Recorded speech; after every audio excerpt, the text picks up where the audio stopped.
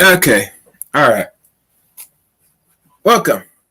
Welcome again to another episode of Chaos Rain Channel. As you know, I'm Chaos Rain here. And today's stream, as written in the description and on title, Swirling or Swirling Goes Wrong. Is Brad Dusty?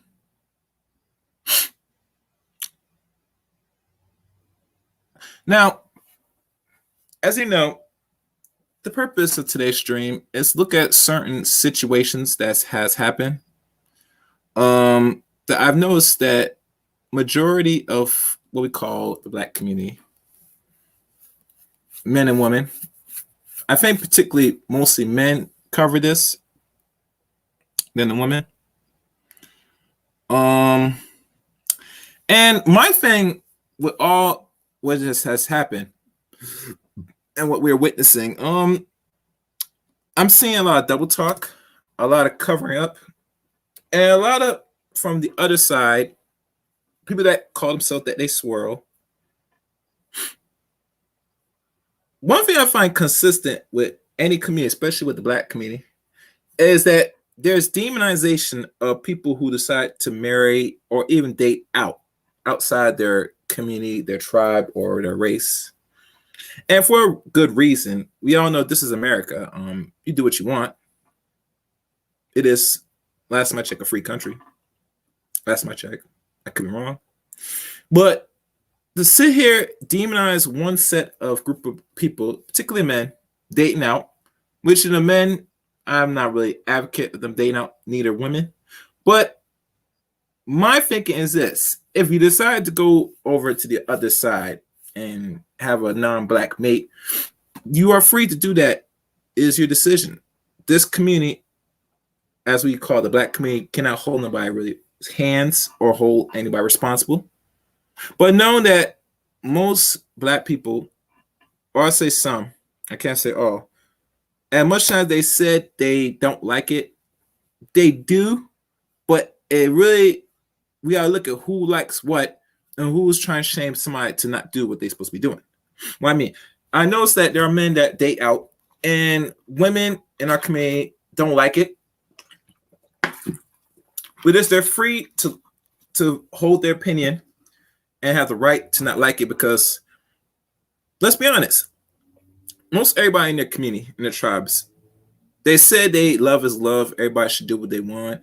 But we all know down deep in our hearts, a lot of people don't view that or respect that from either side. Either men are able to do it much more better, because women at the end they look and seek for men for guidance, knowledge, love, protection, provision. A woman, is a little bit trickier overall. And the reason why we say it's trickier for the sister to do it, because over here, when we look at interracialism, we actually count the marriage. So if you're a woman and you carry yourself a certain way, you keep yourself mind good, your body healthy as possible, mostly fit as possible, not too fat, and you keep yourself natural as possible, keep your natural hair, less makeup, depending on your skin type, you might have a good shot snagging what they want to call from the title, the Brad, the Chads, or all these Eurocentric terms that Black people like to use. You might snag yourself one of them, but the biggest question you always ask, can you get a marriage from these guys?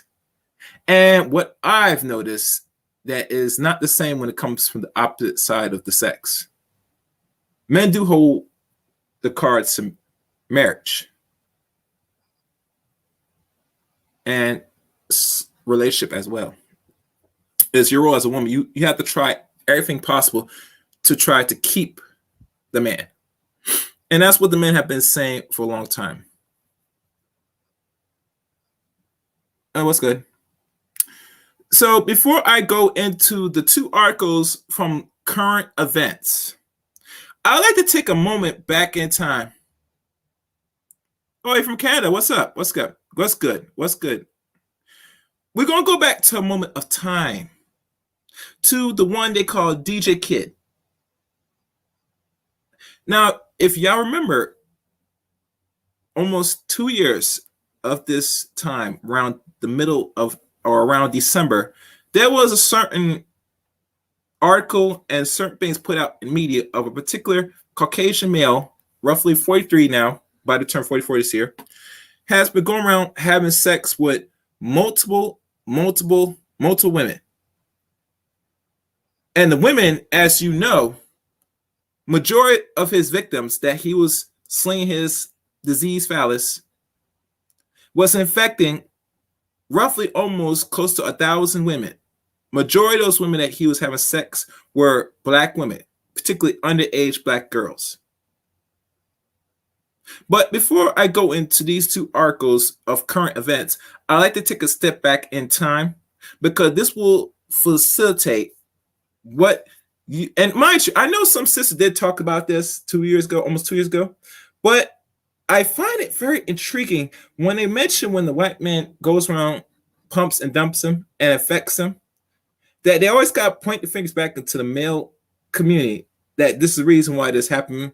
This shouldn't have gone on the community. It's the so-called Black man's fault. But we look at, regardless of the age of the girl, if you chose to have sex with this man and he infects you, or whatever case may be, he doesn't take you seriously and make you go as far as to marry you, then it's on you, boo-boo. And it's the honest truth. It is the honest truth. So no further ado, I will run the clip. And after this clip, I will go on, to be honest with you, with the two instances of current events. So let's listen good. I will participate and listen in the chat room. So, any questions, y'all can leave it in the chat room, etc. Now, mind you, this article I came across and read on another platform. So this is a whole recording of it. So be patient. I won't pause it. I'm just going to play it straight through. This is my response to DJ Kid after finding what has happened in the past almost 2 years. Listen in. Posted last year of 2020, and I think it was going on early or the end of 2019. I could be wrong, but if y'all remember, and I'll read this. Y'all remember the good old Jason Pope, aka DJ Pope? It says here, Florence man has filed for motion for a jury trial in connection with the multiple human trafficking charges against him, according to the records.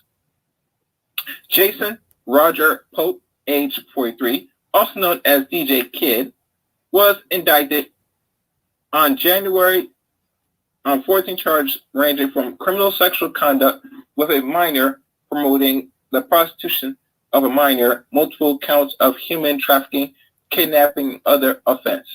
Online public records show Pope filed the motion along with a request for a bond hearing. On September 3rd, in October of last year, Pope attorneys announced the intent to withdraw his request for a blood hearing. His lawyers did not say why she was withdrawing the request. Now, before people come in and they're going to be asking dumb questions, I'm going to recapping one caucasoid from another in regards to spreading of HIV, which leads to AIDS. Now, this man was found that counts for trafficking humans, but also they didn't tell you that he also infected a lot of black women, and almost the number of range close to 1,000 women. Most of those women, half of them are underage, to give you our background. With the bond hearing withdrawn, Pope has remained in the Florence County Detention Center. Earlier this year, News 13 obtains documents from SLED showing Pope extensive criminal history in South Carolina. I think that's around your neck of the hood, Thompson. You have something to explain, dude. Anyway, I'm joking. Dating back to 1995. So this man has been doing things since the age of 19 years of age. His run ends with the law involved the following agencies in South Carolina: SLED, Florence County Sheriff Officer, Florence Police, Hartville Police, Horry County Police, Georgetown Police, and the Clarendon County Sheriff Office. All of Pope's documents are listed in the state, and incidents reports from the Sheriff's Office are listed below in chronological order. And it states here, which was never read last year, and a lot of people cover this man, but only cover because he was infecting young and regular age black women. His criminal record starts from December 10th, 1995. Pope was arrested and charged with impersonating an officer, according to his arrest records. He was convicted and given a suspended sentence of 1 year in jail plus 2 years probation. Next case, February 17, 1996. Pope was arrested and charged with promoting prostitution with a minor. He was convicted and given a suspended sentence of 30 months in jail. The Florence County Sheriff Officer was involved in the case.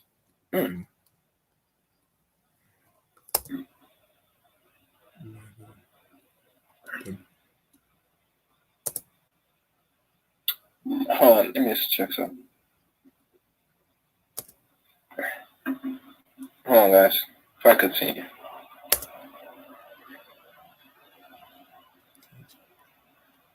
Okay, just want to make sure. Next case. August the 2nd, 1997. Pope was arrested and charged with assault and battery. He was convicted and received a fine. Next case. January 15, 1998. Pope was arrested and charged with trespassing and resisting arrest. He was convicted for both, and the trespassing conviction carried with a fine of 30 days in jail. The other conviction results in fines.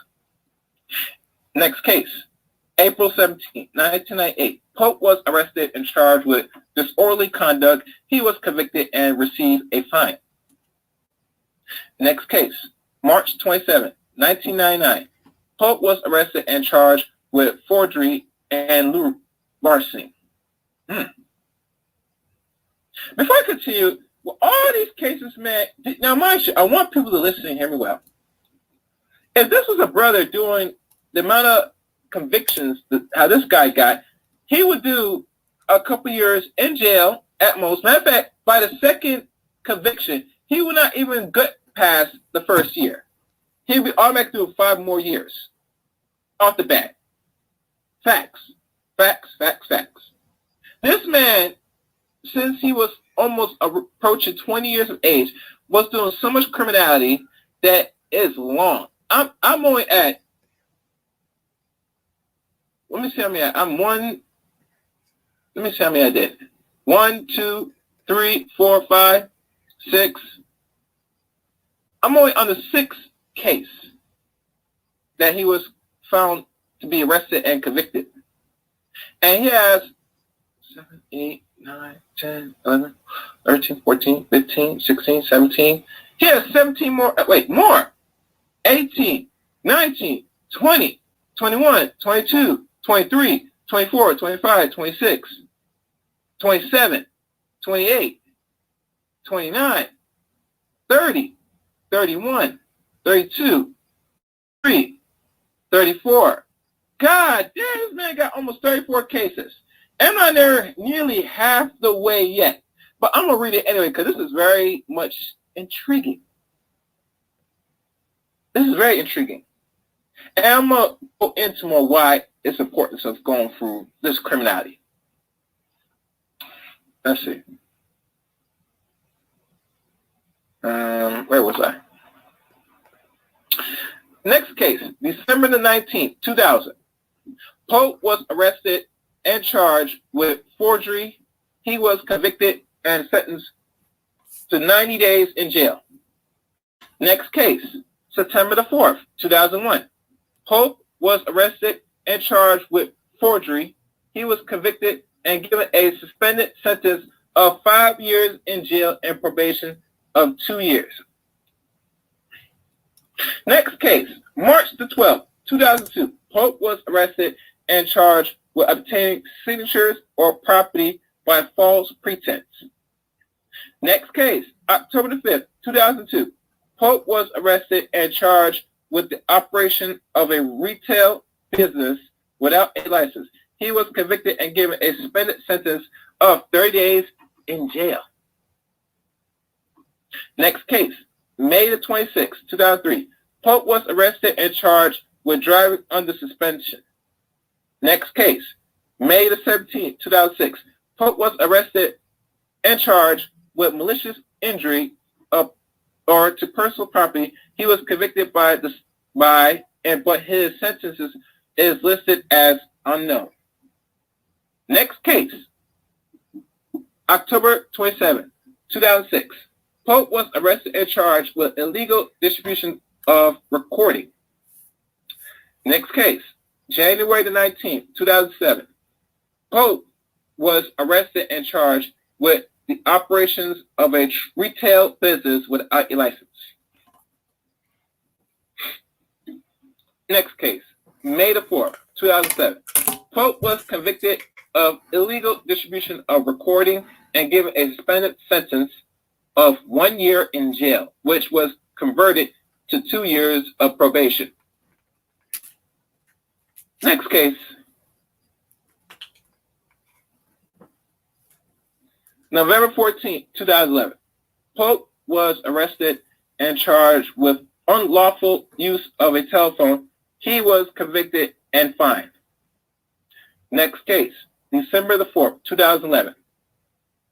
The Florence County Sheriff Office report states that a deputy was called out to Caroline Hospital. He referenced to sexual misconduct of a 13-year-old girl, told the deputy that she had sex with Pope and later found out that he has AIDS. Let's read that again, shall we? In 2011, 10 years now, and it's going to be 10 years by the end of this year, Florence County Sheriff Officer report states that deputy was called out to Caroline Hospital in reference to sexual misconduct. A 13-year-old girl told the deputy that she had sex with Pope and later found out that he had AIDS. AIDS. AIDS. Now, let me just read. The girl said her friends introduced her to Pope, who was 34 years old at the time. The report said Pope gave the girl marijuana and some money so the girl would have sex with him. She said Pope did not use a condom. A 16-year-old girl told authorities that Pope took both girls back to his residence in Lakeview Drive, where he had sex with them. The 16-year-old said the incident happened on Thanksgiving Day. Both girls told deputies that they were concerned about contracting AIDS because they said Pope did not use a condom. Pope, who has listed as a subject of this report, was not arrested. A box next to the word unfound on the report is filled in. Before I continue, and it's going to lead back to one other person from Florida that was affecting some ladies with AIDS. That, if y'all knows, they're not going to say black or white here, but we all know from what we have was what is revealed back in late 2019 going on 2020 that he had sex with primarily black females, black women. And not only black women of legal age, but also black women of underage, illegal age. I want that to sit in for a second. I just need y'all to let that sink in. You know? Yeah, I'm gonna let that sink in. Let's move on. December 24th. Oh, actually, next case. December 24th, 2011. A woman told deputies that Pope had been constantly calling her and sent her a pornographic text message. Reports indicate a prior relationship between the woman and Pope. Next case. July 25th, 2013. Pope was listed as the victim in a report that indicates a man stole Pope's lawnmower as he sleeps. Next case. September 11th, 2014. Pope was listed as a witness in a stalking case. A woman called authorities to report a man in front of her home. She said she was scared of the man because he had mental problems and had become obsessed with her in the past. She told authorities that her neighborhood Pope identified the man as his friend. Next case, December 17, 2014. Pope was accused of stealing a cell phone from a man home after the man said he had left his door unlocked so his roommate could get in. Next case, October 29, 2015.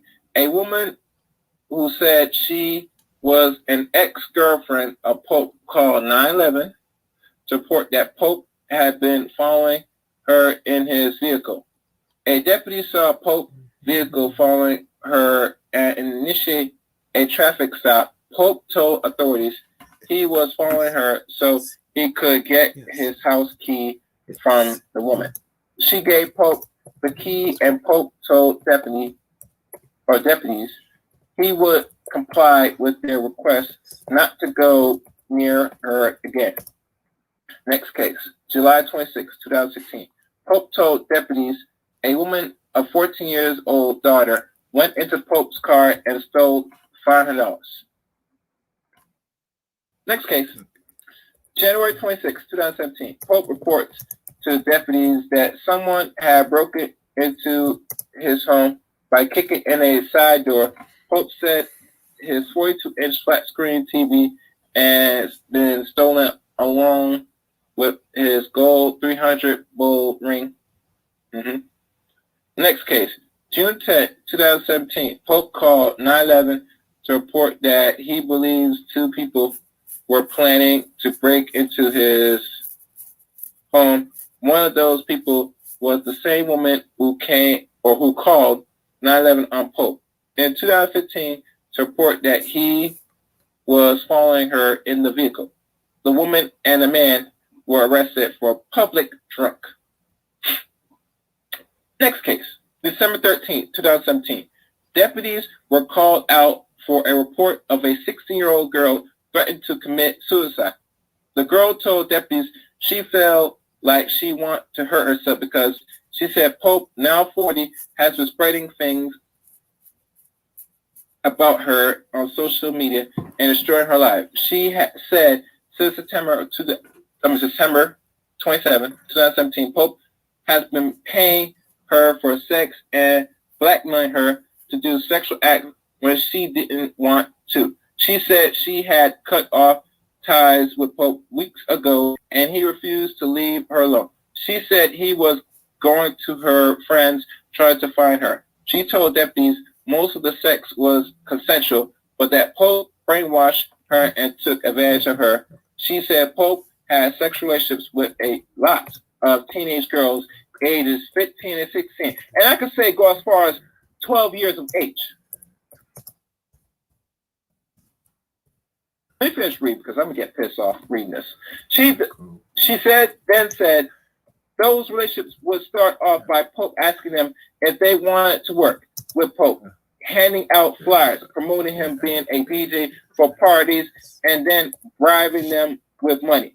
The girls said Pope would often tell the girls his dad is a federal judge and he can get away with anything. Deputies were told there was evidence on a phone in which Pope asked for sex and states he would give the person money. Deputies were told often films the sexual encounter with the teenage girl. The phone was logged into evidence at a Florence County Sheriff's Office. Pope, who was listed as a subject in this incident, was not arrested at the time. According to reports, the administrative section of the report listed the case as administratively closed. Let me stop right here. Now, if y'all remember from the previous case, this pedophile, and I'm going to say he's a rapist too, was going around spreading his sick, diseased ass amongst young black females. Even to the point where a lot of black females in most environments, urban environments, were destitute, poor, living in Section 8, all this nonsense, were probably doing some lewd behavior, most of probably for the streets or at the streets, wherever the case may be, or having intercourse with a sexually diseased man. Because if he was giving AIDS to a 13-year-old back in, let me check, back 10 years ago, and we're looking at 2018, he's still at it again. Actually, 2017, roughly 6 years later, he's out in the streets slinging and spilling his toxic seeds in a lot of the black young females, infecting them so that way they go around and infect young black males and possibly adult black males possibly. It's a constant cycle of death, if you like to think about it, if I say so myself. And this man was getting access because a lot of women, a lot of our naive sisters, black women, black females, etc., are fooled to think that this Caucasoid he cannot do no wrong. He give you the money for you to, bust it wide open for him to fucking suck. And that's how he's going to get access to a lot of deprived black females. You see, ladies, the Caucasoid man is going to pay for sex, one way or the other. Some he'll get free from y'all, and others, they're going to have to pay. But at the end of the day, you will lose fucking with this motherfucker. It's just the honest truth. Anyway, let me continue. Next case, May 23rd, 2018. A woman told deputies she had found out that her 15-year-old daughter have been communicating with an unknown older white man. Oh, wow. Via Snapchat and Facebook. The woman said the man seems to be luring young girls and contacting him to win prizes via Facebook. She also said that the man has several pictures of underage girls on his profile of Snapchat and Facebook. The woman said the man was using the name DJ Kid 69 and DJ Kid Promo King. Pope was listed subject of this report and was not arrested. According to the reports, active was marked in the administrative section of the report. Next case, May 27, 2018. Perhaps the most alarming report is this one. From a family member of Pope, this person told deputies that Pope was having sex with minors. Let's stop right here. This is something ridiculous, man. What the fuck do you think he's doing? At least I already caught fucking an underage woman. You think he's gonna stop? This has been ludicrous. The insanity going through this. This is child trafficking. This is pedophilia at best. This man should not be on the streets, but they will allow it. And the reason why, because the black community, as much time I don't want to say it, as the easy target for experimentation and sexual abuse, which includes rape and molestation.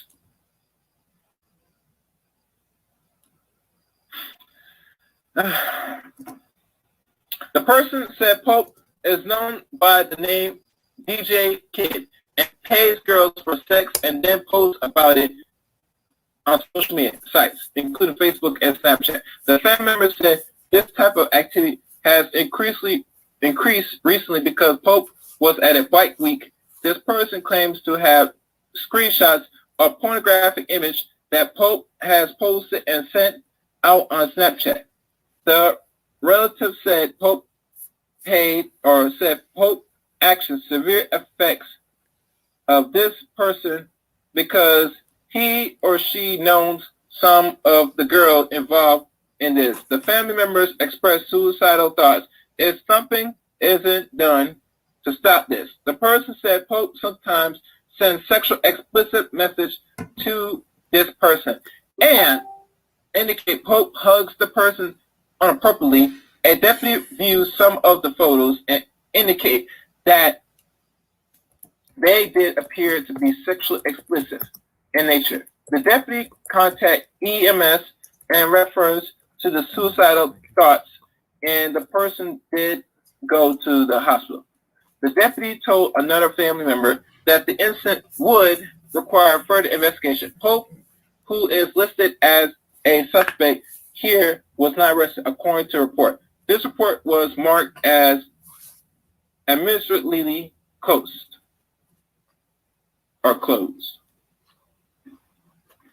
Next case, September 13th, 2018.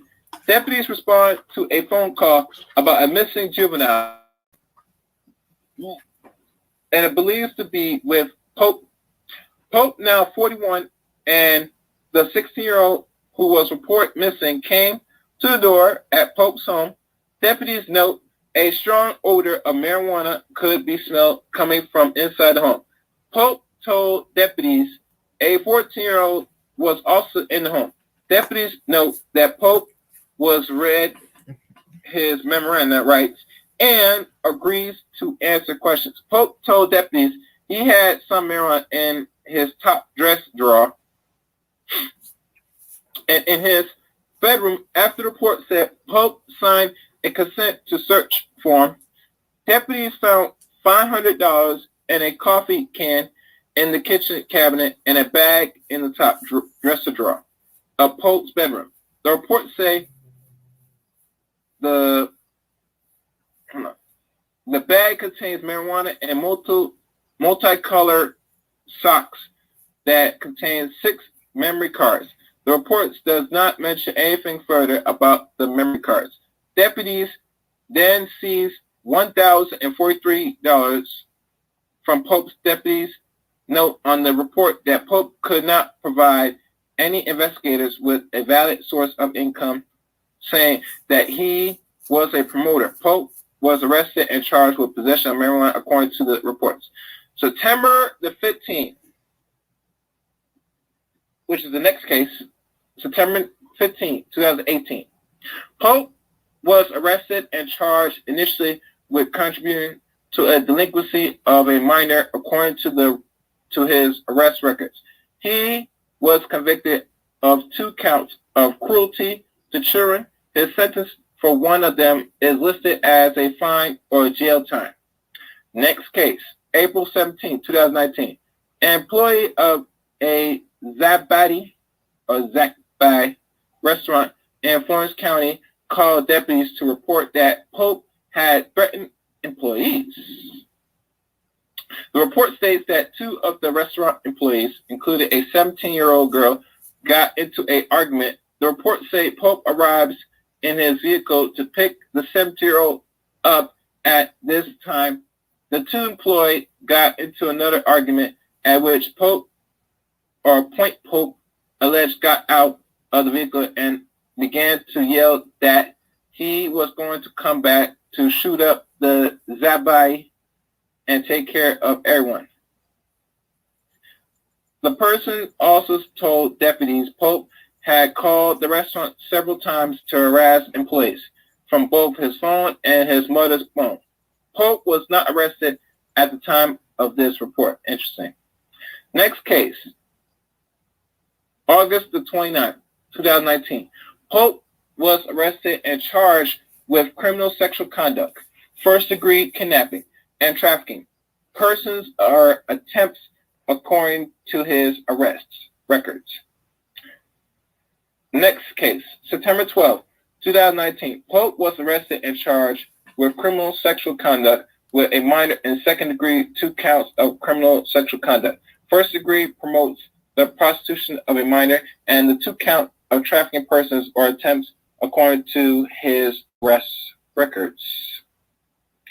And the final, this is the final case, the last case, November the 7th, 2019. Pope was charged with 4 counts of second criminal sexual conduct with minor at age 11 to 14 years of age, and 2 counts of trafficking in person by sled, according to the arrest records. We have reached out to the Florence County Sheriff's Office, who declined to comment on these cases and part of the ongoing sled investigation. Counts of News 13 as we continue to follow developments of this case. Anyone additional information encouraged to contact this number, which will not give out.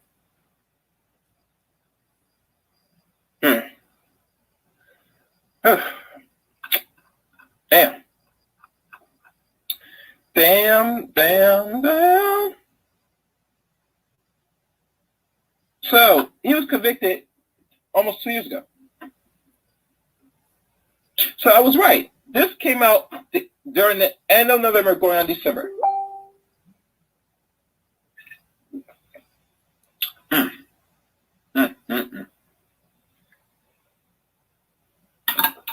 The only thing I can say is wow.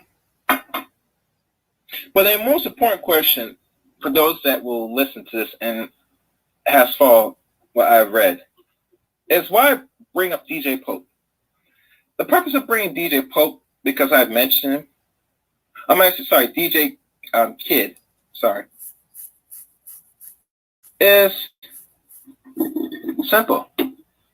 This is one Caucasian man, now probably 44 years old this year, was infecting young black girls with AIDS.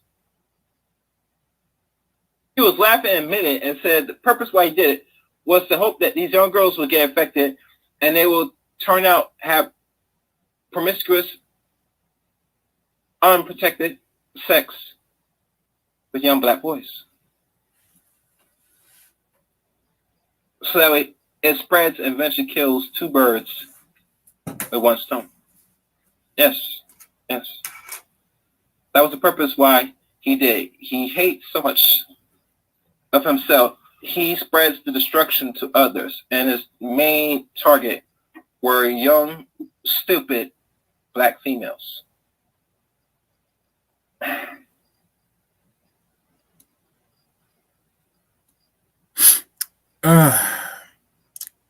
So yeah, I've been good. Thank you for asking. So yeah, there you go. Now that was just, if I could be wrong, there might be an update of the situation with DJ Kid, Jason Pope. But to let y'all know, this man, this pedophile, was infecting black women for a stretch of roughly 23 years. Since 1996. He didn't really caught a real charge where he might be doing real serious time. And to be fair, honest, I'm not sure this man is really doing serious time in jail, in my opinion. And the reason why, because let's be honest, this is a Eurocentric country, Western world. They're known for criminal acts. It is what it is. Can't hit the player, gotta respect the game. So, like I said, this is one Caucasoid doing so much damage. Now, I heard from a lot of the sisters, black females, black women, wherever you want to call it, the only reason why they talked about this, and let's be blunt honest, is because black men have covered this.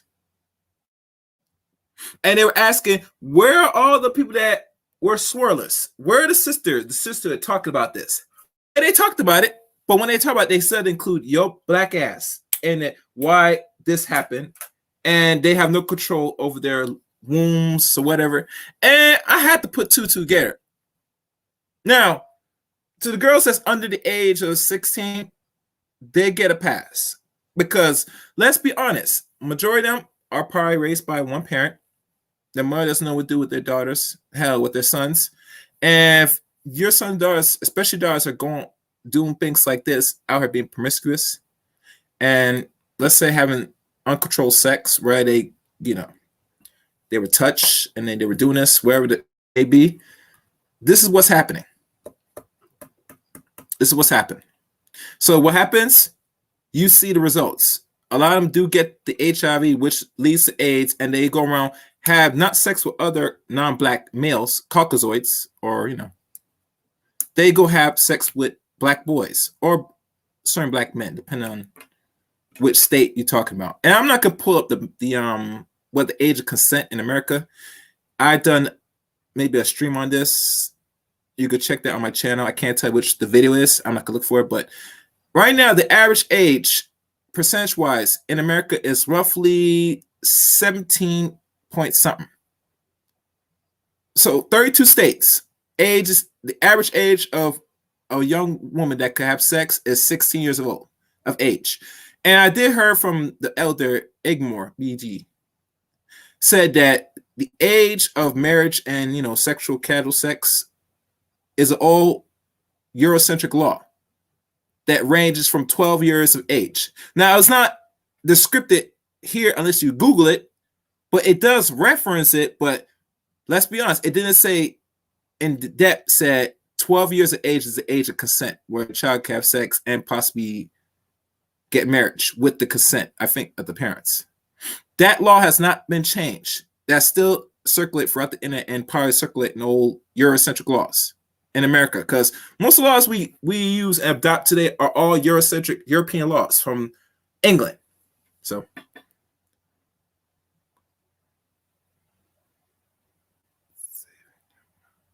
yeah, you're right, Gold Professor, you're right. So that's the DJ Kid Pope. I just brought that to your attention because this was something that was circulating almost 2 years ago. And today I just want to bring y'all up to speed. This man's a convicted criminal. He is a long-time criminal. He's been in criminality since he was 19 years old, up to he is 40 years of age. He has over 30 counts of criminal activities. And the reason why he does what he does, because his country allows it. He's protected. I don't need to go into more in detail. So I leave that there. Now, we're going to go on to the subjects at hand of current events. Let's see if I can find it. one thing I did find, and I have to pull it back up again.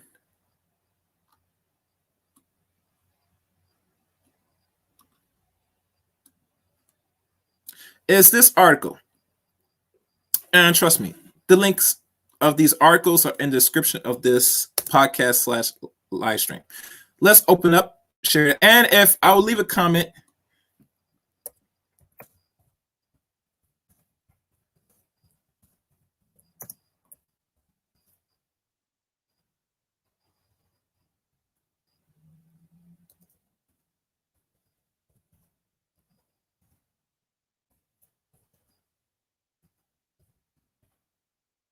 And I'll open up if y'all wanted to. So let's go on to the next article, please. And I'm glad these are short articles because I'm not going to sit here and read every article.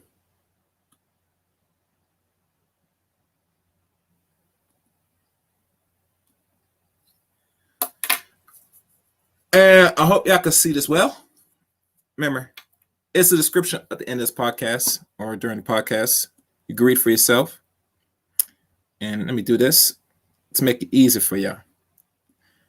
If y'all remember, a Florida man who failed to inform sexual partners about his HIV positive status was sentenced to 2 years. This was updated July 24th, 2021. A 27-year-old Florida man was reportedly sentenced to 2 years in prison for failing to inform his partners about his HIV status. Look at this. Gentry Burns of Port Orange was arrested in 2019 after his ex-girlfriend reports that he was having intercourse with women and not telling them he was HIV positive. Wise WESH2 reports. And I'm not going to click on that. You can read the article yourself for more detail. Medical records indicate Burns was first diagnosed in January 2014. Now, mind you, this sick bastard right here, this man right here, he's been infected for the last 5 years because he was, arrested back in 2019. Now in 2021, looking at 7 years now. He's been infected since 2014.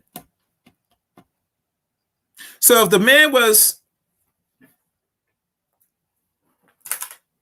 roughly 21 years old, because if it was 27 years old, Florida man, he could be born around 1992 or 93. We'll say, for the sake of argument,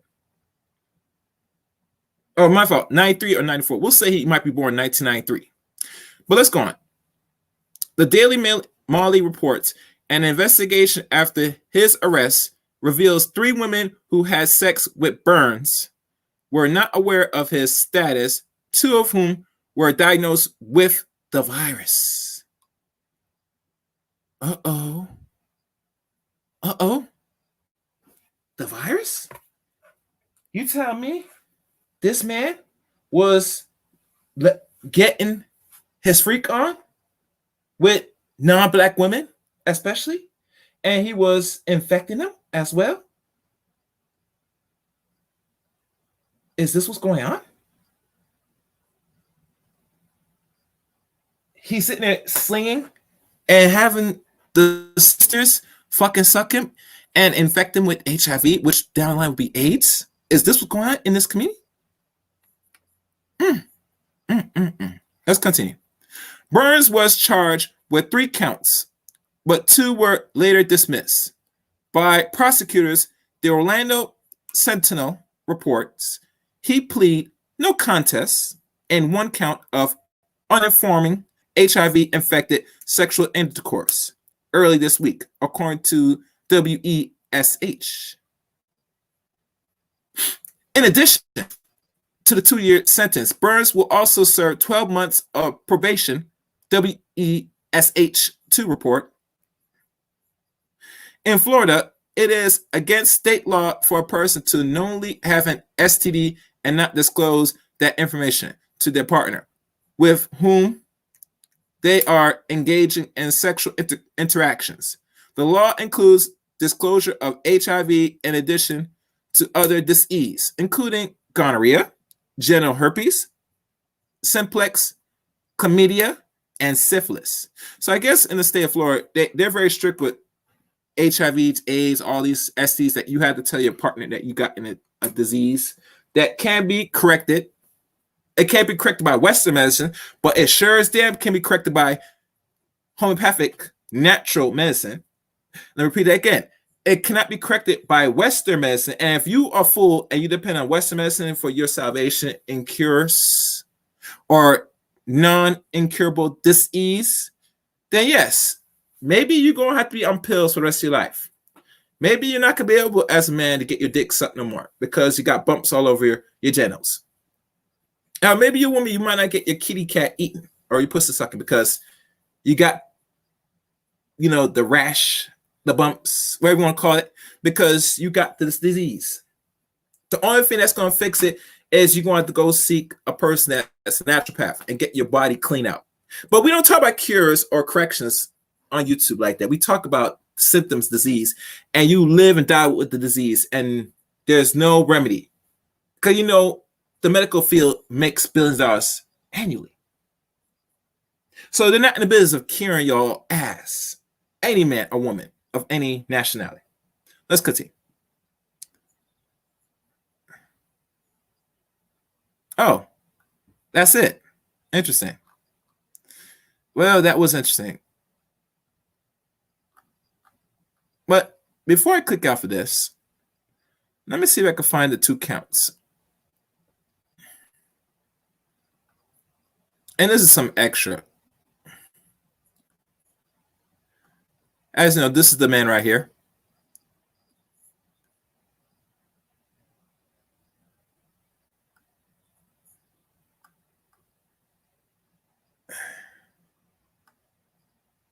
And we look down and down and down.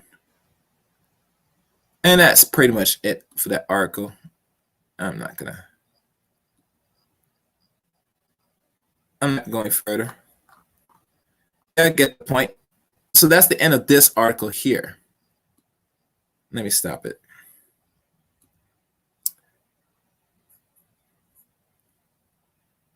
For the person in the chat room, if you know Mr. Professor, it should be considered attempted murder, and that should be more of a longer sentence. But let's be honest here. You know why this man is Caucasoid that I read is not going to do no serious time in jail? And let's be honest, 2 years, that's a slap in the wrist for the average person, which is going to get most likely less than a year in jail time. Because what he was doing in their eyes is not wrong, because it goes back to the DJ Kid Pope situation. Remember, his intention why he's spreading HIV, which eventually leads AIDS to black females, black women, or black young girls, is for them to go out and have sex with black boys and black men, so that we didn't get caught up with the disease and eventually kill 2 birds with 1 stone. That's why he's not doing serious time in jail. And that's the blood honest truth. It's the honest truth. And let's be fair honest. Don't be surprised. You should expect it. And I foresee in the near future, there's going to be more people going to. A matter of fact, I want to say this. There's going to be more instances that's going to be popping up because we have the internet. We got social media. We got YouTube. We got social media, IG, Facebook, etc. And they're going to reveal a lot of this information. If you're subscribed to the right person, they'll tell you. That's how it works. This information is not hidden. But it goes back again. What are you doing with this media outlet? Are you looking for certain things that draw your attention? That means that relies that you're focused on foolishness, or you get information? That's the question you should ask yourself. So now let me read the last article or the next article. And I haven't seen anybody say that they didn't want to come up for any commentary yet, but I will wait. The final one.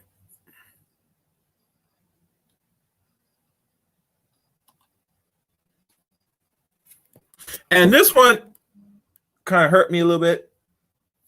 Just a little bit. And the reason why I say this is because, hold on. Hold on, guys. I'm having trouble. This hurt me a little bit.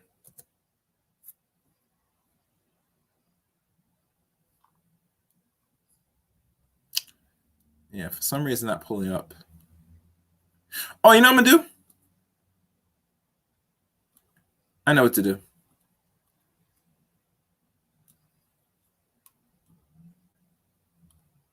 Yeah, I know what to do.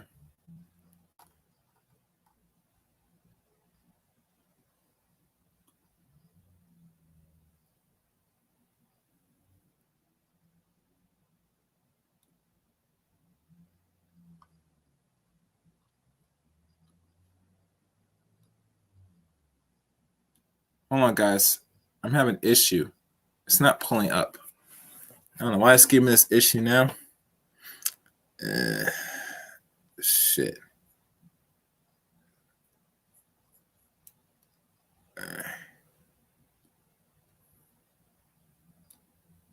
Hold on. It just froze for some reason. I don't know why my stream just froze. I'm gonna fix it, guys. All right. Well, let me use my other browser. All right, y'all guys not gonna be able to see it because the browser is not working. So I'll read it for y'all. The final article, and mind you, the articles and the links are in the description of this stream. So look in the description, you'll find the article links. Ex-cop admits to murdering Mississippi woman sleeping in her bed. He claims they were having an affair and she threatened to tell his wife. Now, y'all heard about this incident, right? Y'all heard about this. Oh, wait. Okay, now it is. Here it is. Let me share this now.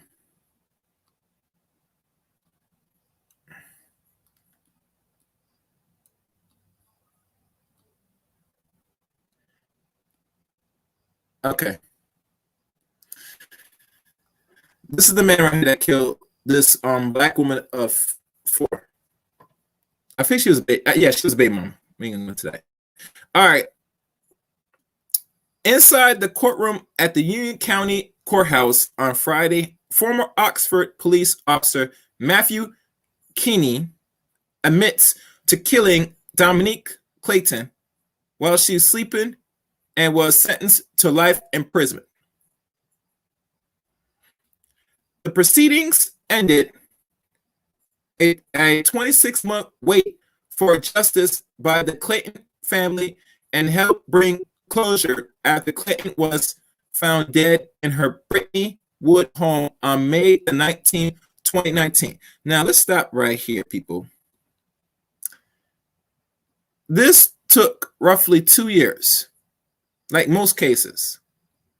And you know, most people want, especially most Caucasides, they will not plead guilty. You know? They're not going to do that. They're going to try to fight the trials. And my thinking is this, and I want people to hear me good. Why would the European man, of all places, every criminal act he commits, he's going to try to plead not guilty?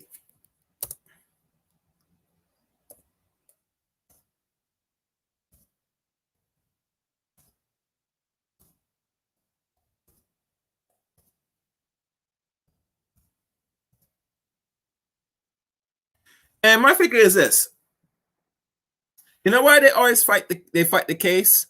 Because in this society, in this country, 9/10 of the time, they think they're just in the right to kill not only black men but black women for every reason. That's why this case took 2 years. before the courts, the juries, the judge made the decision, especially the judge, to give him life imprisonment. But let's read on.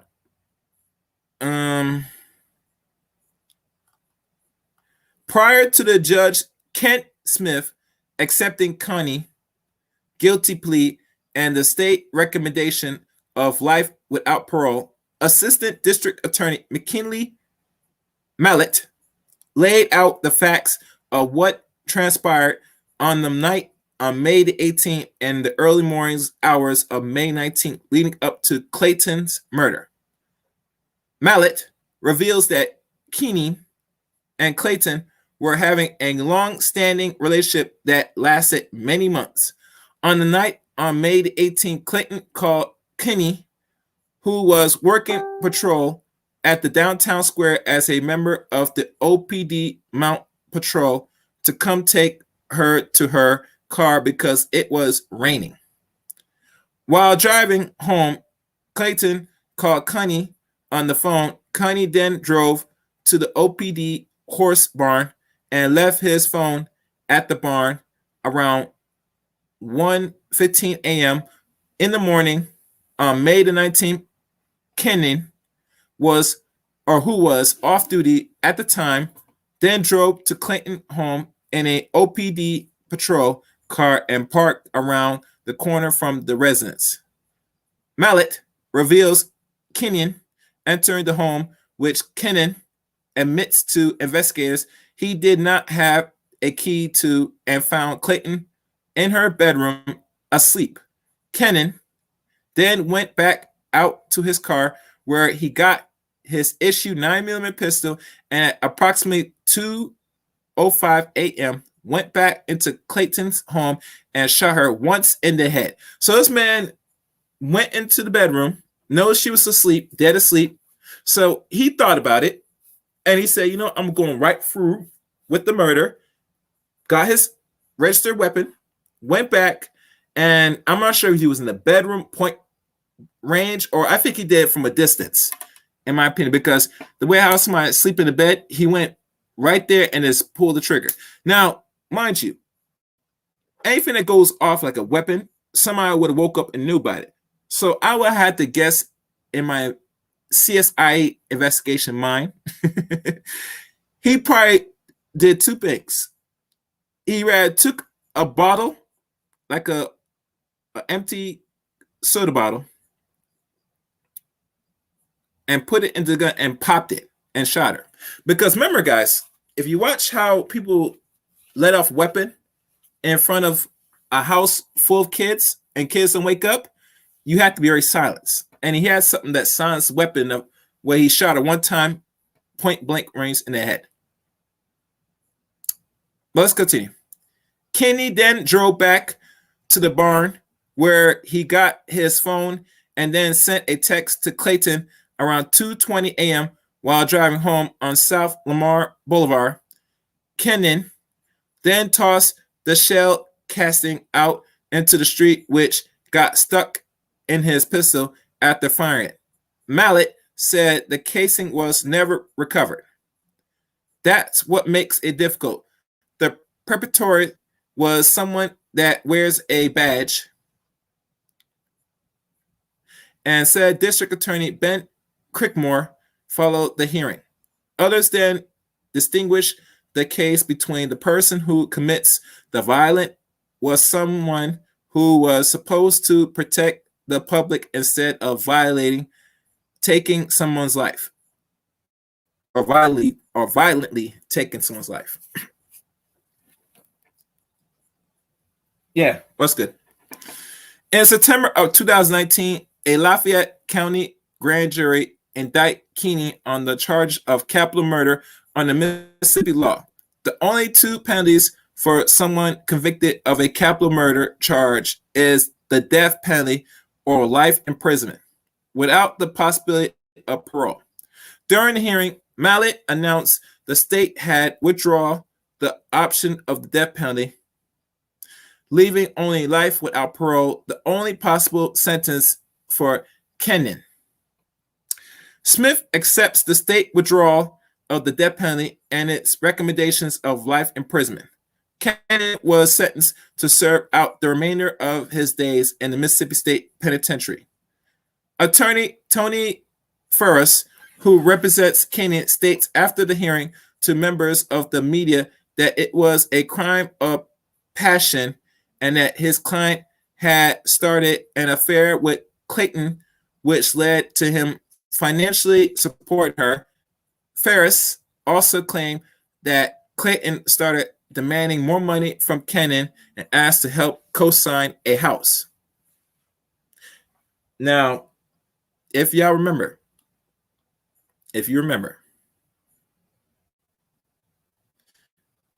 this man had an excuse why he did what he did. And this is what they tell you. Now, before I continue, I hear a lot of stories throughout the media, social media, and maybe certain news articles if I waste my time look at this. That this was a love affair that ended with Miss Clayton, from what I'm hearing, that she was pregnant with this man's child. Now, I can't speculate if that's true or not, but that is one thing I hear. The other thing, what the article's telling you right here, that it was all financial that made him decide to kill her, which is still wrong anyway, because you're not supposed to be killing nobody anyway. If you're a person, you creeping behind your wife, it tells you something that, even the European man cannot have his cake and eat it too.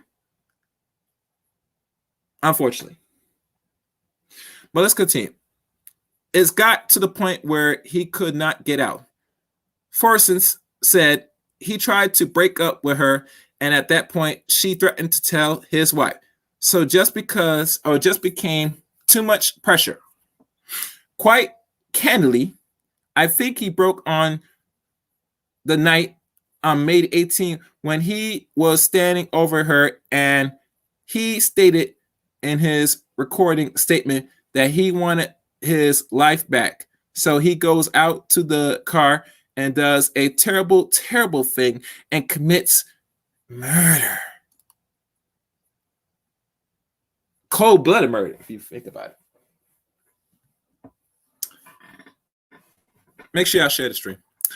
Attorney Carlos Monroe, who represents the Clayton family, gave a press conference on the steps of the courthouse.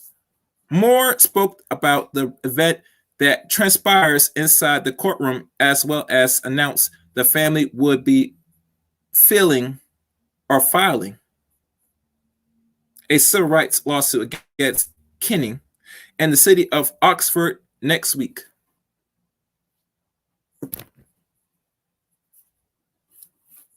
So, Monroe also mentions Kenning's first wife, whose death was ruled a suicide, but claimed his own investigation reveals Kenning was a suspect when he was a police officer in Olive Branch before being hired by OPD.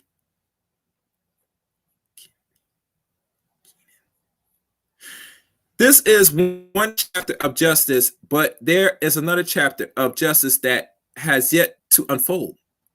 Monroe said, "We will get justice for this family. The city of Oxford, I would encourage to let your mayor and your city councilman know that we don't play. We're coming and we mean business. You can save the taxpayers some money and go ahead and do right by this family. If you don't, we'll make you do it.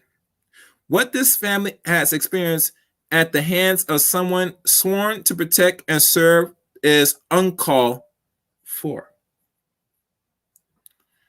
In 2019, Monroe filed a notice of claim against the city of Oxford and the Oxford Police Department, which is protocols before filing a lawsuit. Monroe say the family decides to wait until the criminal justice matters was resolved before moving forward with a civil lawsuit. That's the end of this article. Wow. Oh gosh, sad. That was so sad. Um, like I said before,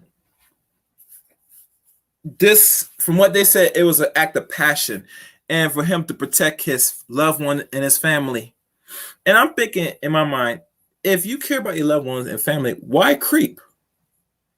If you're married to your wife for God knows how long, and you have a side chick, which is a black woman, as you know, the side chick, be honest.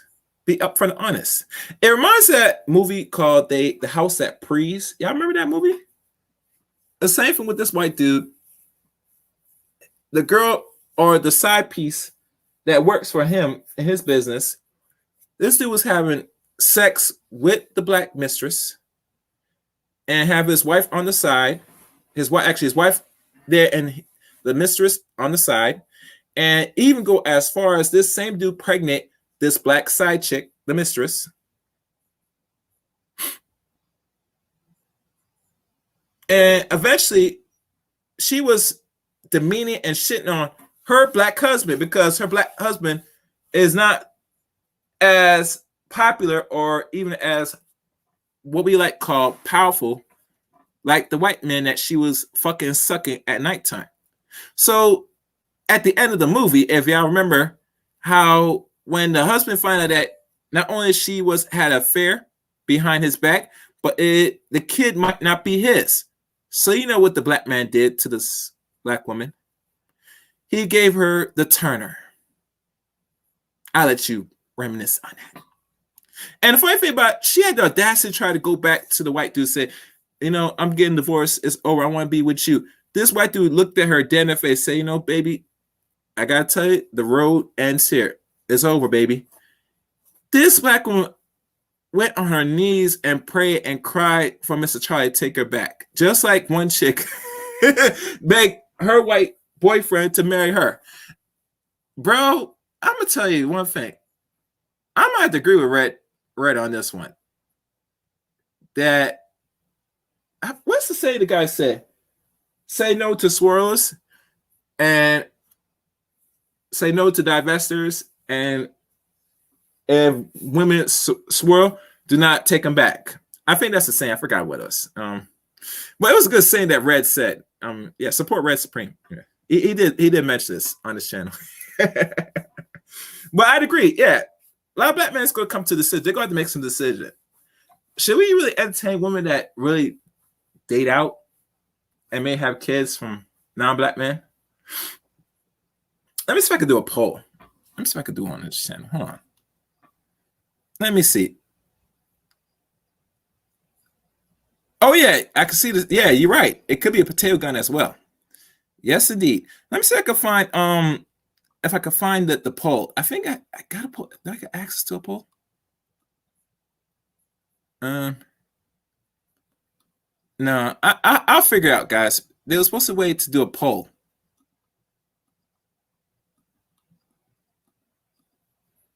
There's a way, but anyway, I'm gonna do this. I will probably put this out here.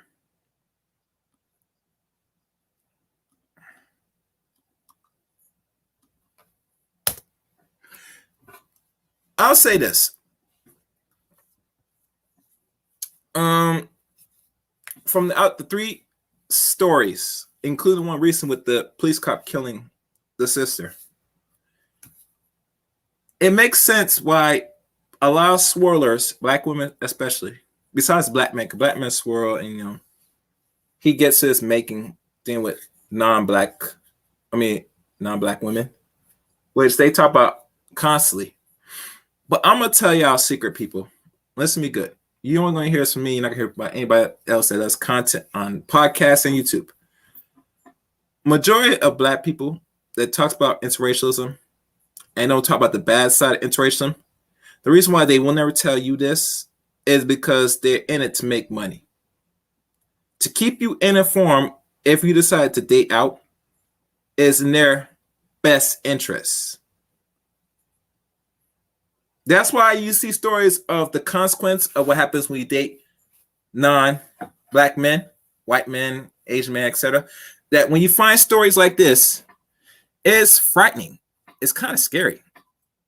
And the funny thing, I remember when Six of God said best why she don't promote certain things or tells women to avoid, be cautious. And because this man, this Western man, this European man, this is his system. And he does get away with murder constantly. Constantly. So if you're going to play the side chick,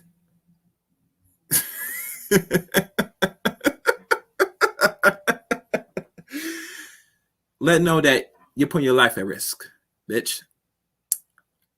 I should not be reading stories of you meeting your maker with this Caucasoid man. The last thing I want to hear about is you find that you got beaten badly, like Chadwick beat the hell out of this black woman. And we're not going to know if this dude's going to do any serious time. I think he's going to get a slap in the wrist and he's going to come back to the NFL. They're going to give him like a year or two, and eventually he's going to come back playing his same offensive line position. Why? Because they don't give a fuck about black people, especially black women. You're a concubine. I don't want to say it, but I'm the same person you are. A lot of black men won't tell you this. They'll keep telling us this, showing your face, but it's the real reality truth. If interracialism was not such a problem in this country, since 1967 and present, it should not be no difficulty a black man getting married by non-black women with ease, and you should not have no problem marrying a non-black man. But when we look at the data and we look at everything in our environment overall, it is evident that you are a side piece to the white man. The TV shows promote this. You watch, you give it its time and energy, and you have no saying or pushback to find this is a bad look. This is a bad look. I don't know why. Well, I know why. And I know why they promote it. Because, let's be honest, the environment's going to get tougher. Blaming the black man's community instead doing what's right, improving yourself just to get at least one man. Because you just need one man. You don't need many men. And I'm going to tell you, fellas, any woman that tells you they deal with multiple men, like the serial date and all stuff, be cautious with that, because most likely 9/10 of the time, these women are riding the cock carousel on many men that they're sexually attracted to. And that is what it is. You're going to have to accept it. Now, if you proceed with this chick, you're going to be aware of that. That's what they're doing, and that's what's there. The percentage of people that cheat, the black sisters, I think mostly millennials up, and we could say some of the Gen Xers a little bit, they're just as cheating as much as you dudes. But yeah, let me look at the comment section. And the link's there if you want to come up, if you want to have response, questions, your thoughts and feelings, you can come up. Let me go for the chat room. I'm going to go down and up. New York is decriminalizing prostitution with the coming of the cashless, the coming money crash. Things are about to get live. Yeah, and I hear rumor that black men, we're not exempt to this either. But I'm saying this personally. If winter is coming, you know what happens to us men? So even if a lot of us working jobs, got our trades, we all know if we do not work, we do not eat. It's just that simple. And let's be honest. I know a lot of contraries going to talk about the men's side, about how we're going to be affected with this winter's coming nonsense. I'm going to tell you personally, fellas, don't be discouraged with that bullshit, because there's no safety net for men. Men already knew this. They're comfortable with this, and they're going to accept it.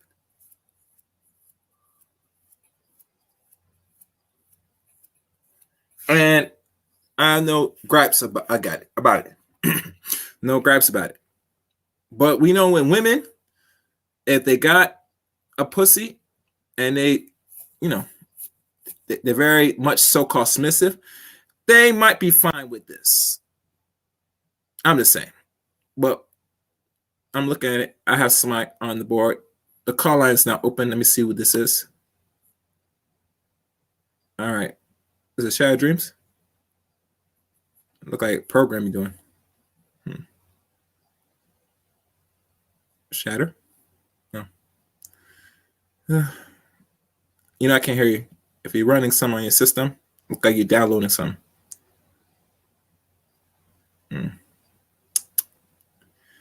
As Shadow gets his mic together, and let me see more what this is. Hold on.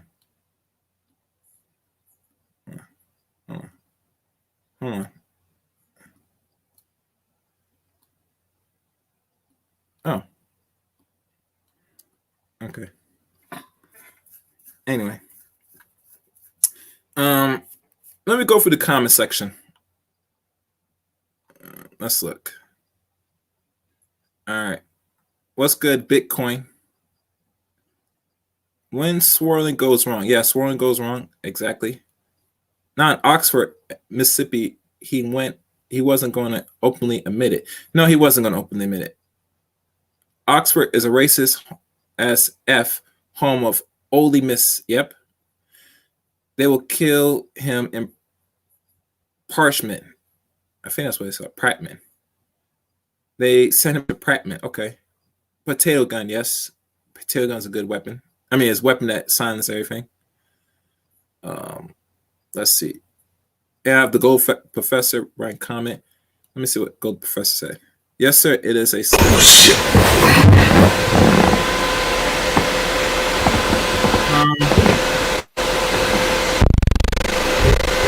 The mic's not working.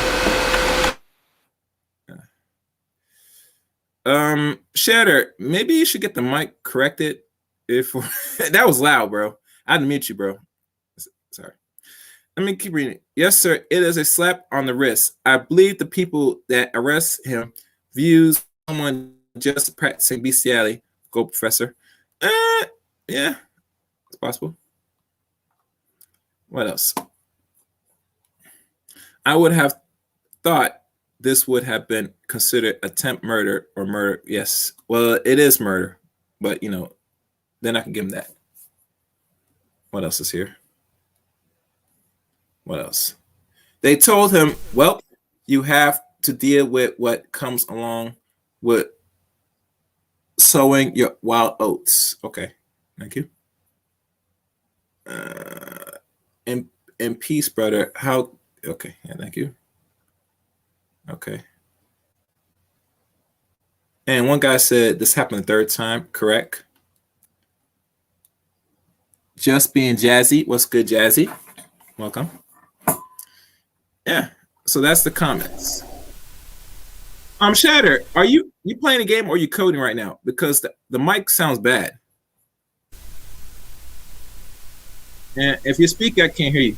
I hear static.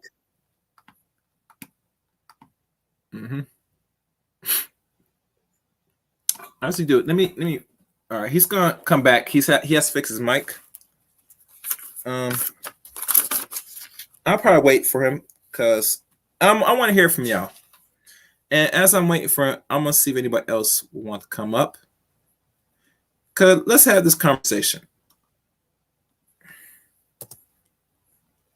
Let's have the conversation. Oh damn! I did not give the link to Jamie. Oh shit! All right. Let me do this.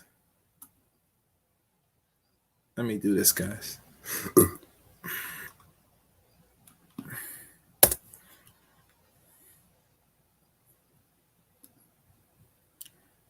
All right, let's look. Yeah, I'll probably give the link to this dude. Oh my guys.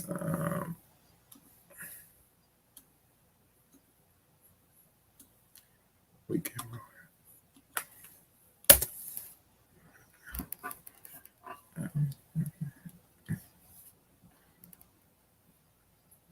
All right.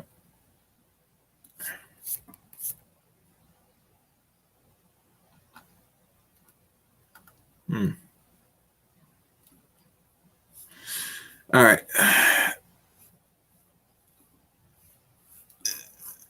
I'm just going through some things.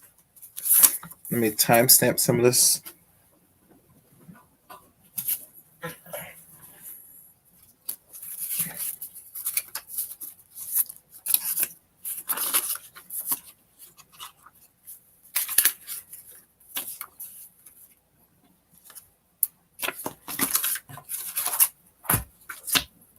Where's my pencil? Where is it? Oh, so like I said, if people want to respond or want to share input, the link is in this description.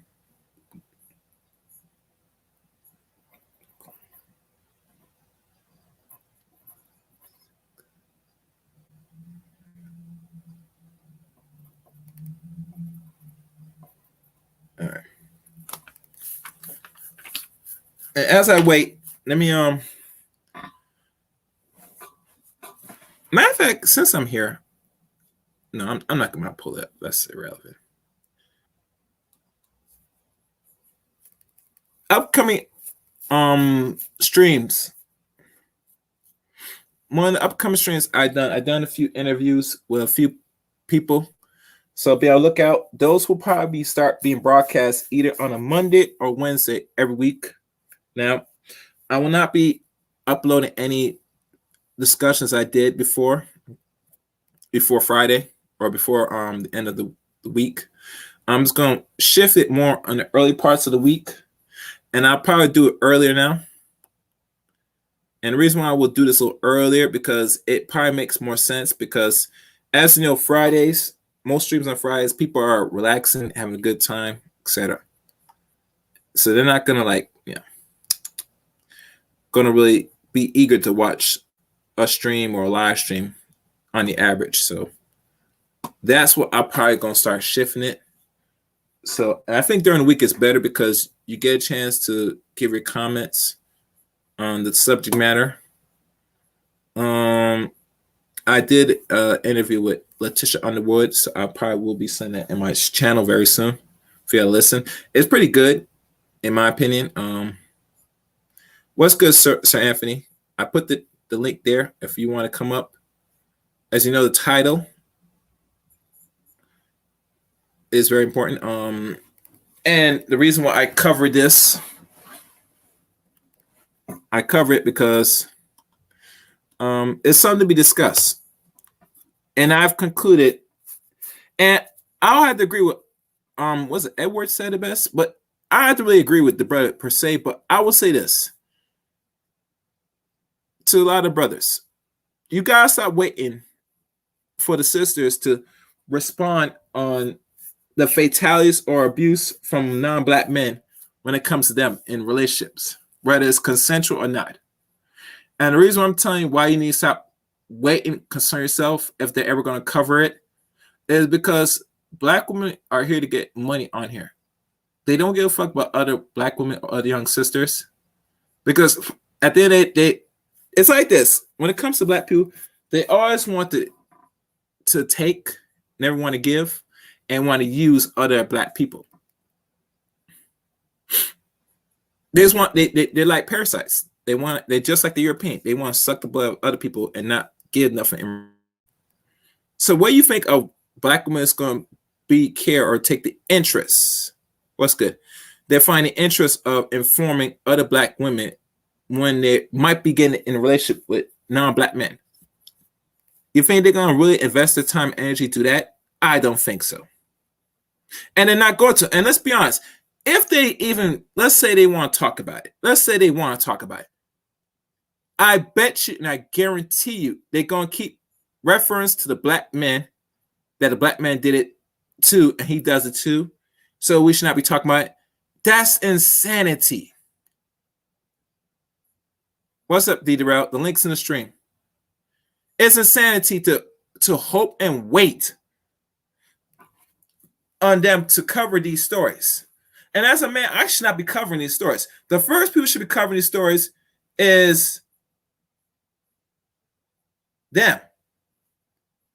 And the reason why, because didn't they say they're the least protected? Oh, no, scratch it. They said they're strong, they are black, and they're independent. So when you keep pushing that rhetoric to your sons and other men, they feel you got it, sis. That comes to the psychology of a man. When you don't need a man for any reason, you're doing good and you can do bad all by yourself. So why bother? I'm just saying. But like I said, is another way of diversion that they're crying for help when they always saying these things in their self, but in the back of their mind, they know they need assistance. They need some attention of a man. So don't be fooled. It's always when you hear women talk that, it's always a cry for help, subconsciously. That's why when they get attacked on the streets or abused, whatever case may be, they're hoping some man's gonna come out the sky and rescue them, save them, maybe. And let's be honest, a lot of black men today, especially younger dudes, are not gonna have it. They're not gonna do it. And it's hard to tell any man gonna tell another black boy that's gonna be a man something to do something different. And you can't force, because most dudes, we don't operate on force. Usually we solve the problems. And usually we have to go in a physical route. It will end up dirty, bloody, and dangerous. That's how men think. Either we talk it out or we fist it out. And there are some men that are going to fist and defend a lot of sisters for fuckery and nonsense. It's going to still exist, I heard stories of a lot of men talking about how most of their boys were set up by women. And it's sad. It's unfortunate. But,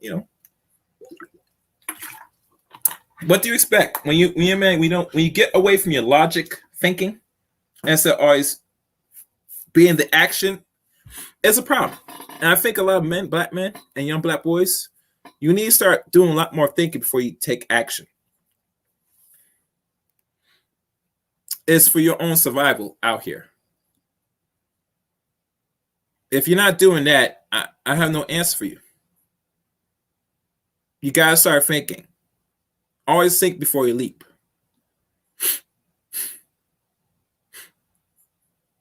I mean, why wouldn't you do that?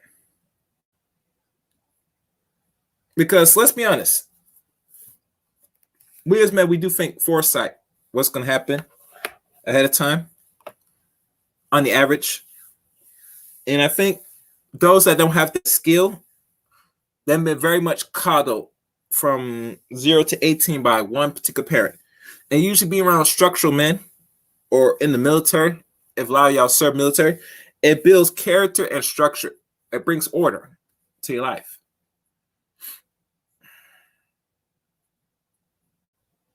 And you need that. You do definitely need that. And because you don't have that as a young black man, you out in this environment to be eaten by the wolves.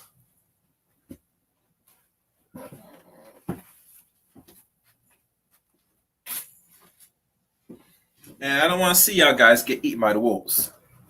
So you got to tread very cautiously in this environment. Be very cautious. Be very cautious. Let me see what's going on. I'm going to sit back and relax. Wait for the guy to come back. If he's not come back in the next couple minutes, I might end this stream. I might. I said enough. While I'm here, before anything else, the only solutions I would say moving forward, if you or any person, man or woman, if you do see something, you must say something. I think one thing is clear that there's a lot of mental illness in our community. And I think it starts with not only the men, but the women or the mothers that will carry on the same traumas and, baggage to their children on the average. If you're a parent and you have already problems that's going on in your life, it is vital you go see an actual professional, a therapist. Hell, I got D Darrell here in the comment section. You could hit him up. He could probably give you a consultation. We got Topaz. She could do it as well. I mean, I've known a few people that's in the clinical field of psychiatry. I could probably assist you to give you the links to contact these people. It is your responsibility as a young adult. If you've been molested, raped, abuse of any fashion known to man, or any situation in your family or outside the household, you must go and seek mental therapy, actual help. Also, you fellas need to do that as well, because you need a clean bill of mental health as well, because hell, living in the West in America can make you go crazy. Hell, I heard it says certain men commit suicide because they know how to operate in this environment because they can't deal with the pressures of life. And it's sad to hear these stories, but yeah, it's sad. It is very sad.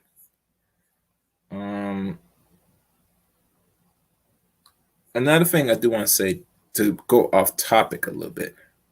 I noticed that, with the mass here, everything going around here, and people that's trying to, I guess, make money, copyrights, etc.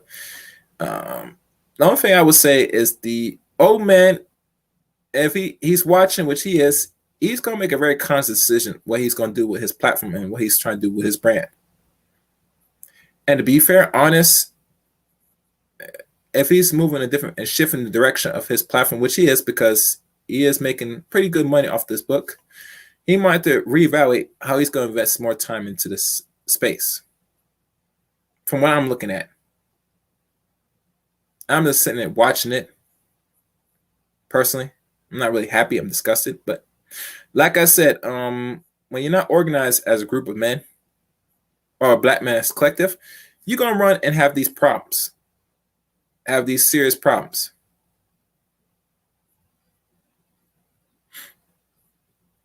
I mean, in my opinion, black men should have enough people on deck, many websites to really counteract certain things that will be used against them, especially dealing with talking points, female nature, gynocracy, certain systems. You got to have a strong outlet to really, protect you from other outsiders or any other outlets that will use propaganda, especially propaganda, the most deadliest of all weapons. Because once propaganda is already out there, that's the number one act of declaration of war towards you and the group. And eventually what comes next, you know what comes next. You get me? So that guy's got to get that really handled ASAP. Get that straightened out. All right. I'm gonna sit back for the next couple minutes. No one comes up. This is gonna be wrapped.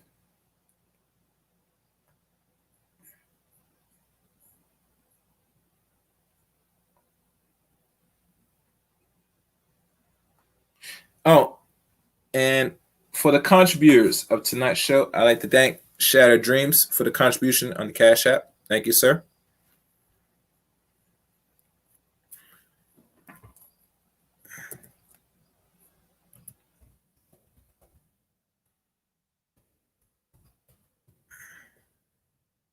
And anybody still listening, what other things that's been going on lately that you want me to talk about? I'm listening now. While I'm waiting.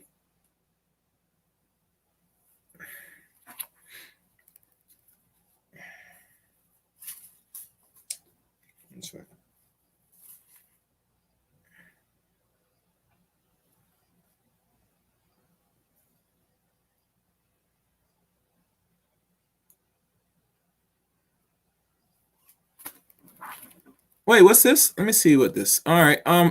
Sir Anthony writes, along with the lines of that topic, I suggest that your channel should be on the official list of content creators a few weeks ago.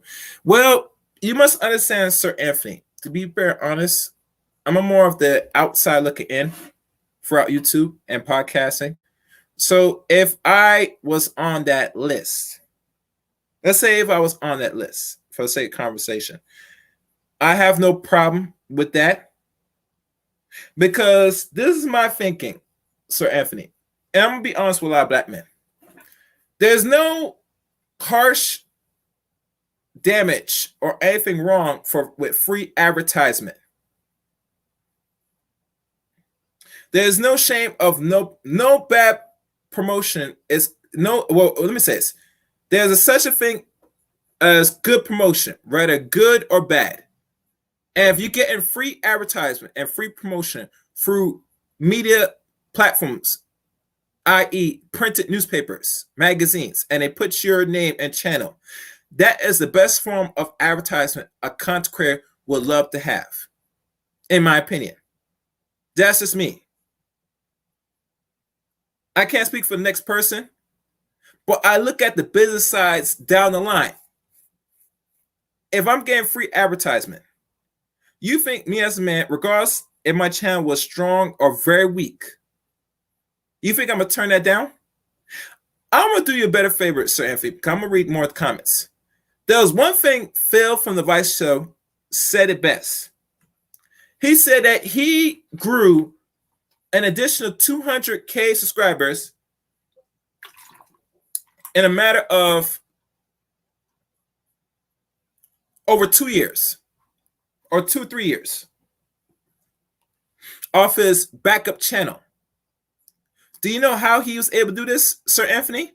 He was able to do this because other content creators were giving him free promotion. Now, I want that to sit and settle and hit hard for anybody that's going to do content in the future.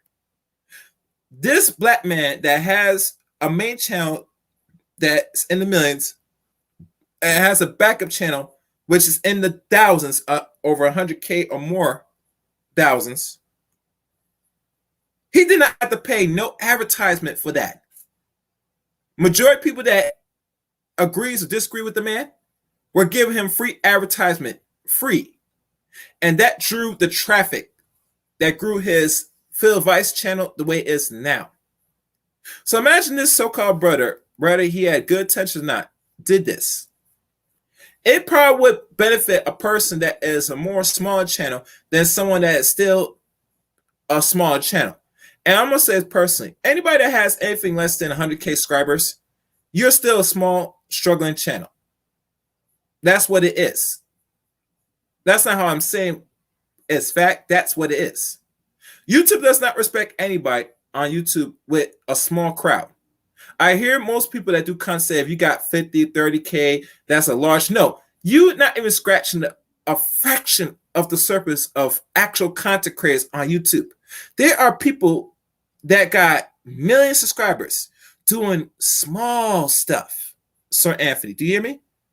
While most of us that is black males talking about stuff about female nature, some things dealing with current events, hell, talking about small things, some barbershop talk, we are only touching in the small thousands. Wouldn't it be better to start off getting on the 100K or more subscribers off the bat? Wouldn't that be beneficial? That means you're now touching almost roughly half of a million subscribers. That would be good. But it goes back. Always form promotion that's free. You could always take that because that drives you to traffic. It saves you time and energy coming out your pocket to pay for traffic. Which, you know, if you're a business person and you put out some actual content, then yeah, you should be paying advertisers to drive traffic to your website, your podcast, etc. I remember the old man said that for the past year and a half, he was paying Facebook ads to drive traffic for his radio podcast. And his radio podcast side of things is right now close to the millions. Besides here on YouTube, he's still under 20K. That's my check.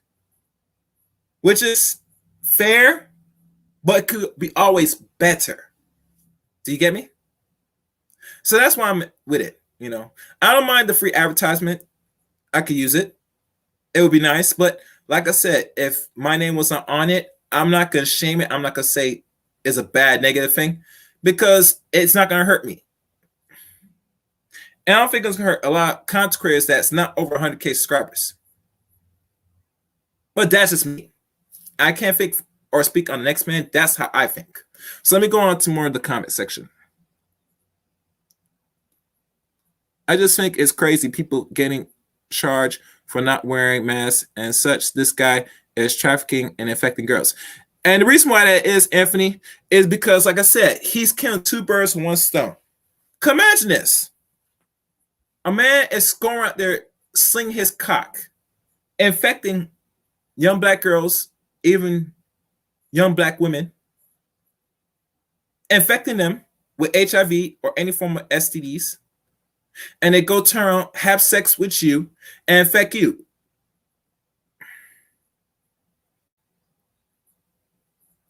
Oh, thank you, Sir Anthony. Yeah. So let's be fair, honest.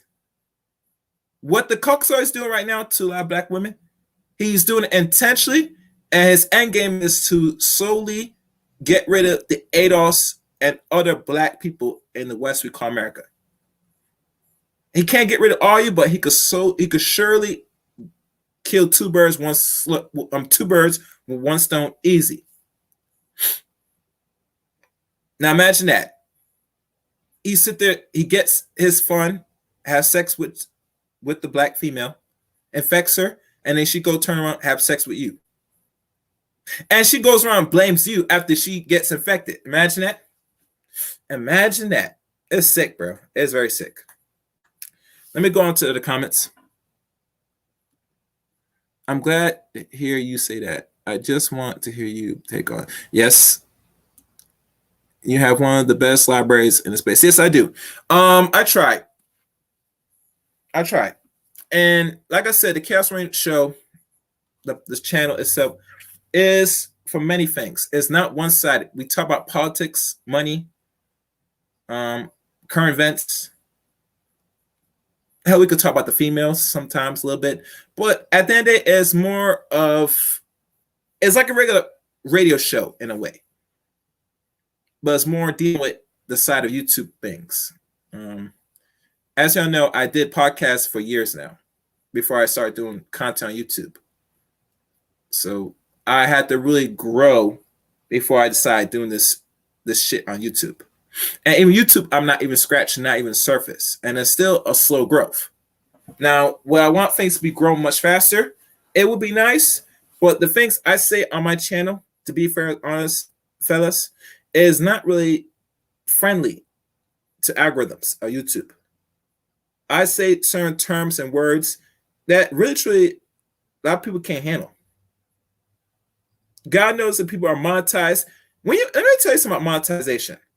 Once you're monetized on YouTube, if we want to go there, you got to be more censored of your language and words. Do you hear me, guys? So, like I said, if you like the content, you have to pay out of your pocket. And I'm going to give you a math scenario to all black people, men and women. Listen to me good. How to do this and pay your content creator, whether you like him or not, he or she, how you can pay them effectively so they can still do the content. If you have, let's say, 100 or 120 people watching on a live stream, and you have no super chat, right? You could easily, as a person, give that content creator, depending on the name of the stream, how good the stream is, or how the stream is going, you could donate as little as $5, either Cash App or PayPal, etc. Usually Cash App is much simpler because it goes faster. And if everybody does that, that easily erodes a certain quota for a month for certain content creators.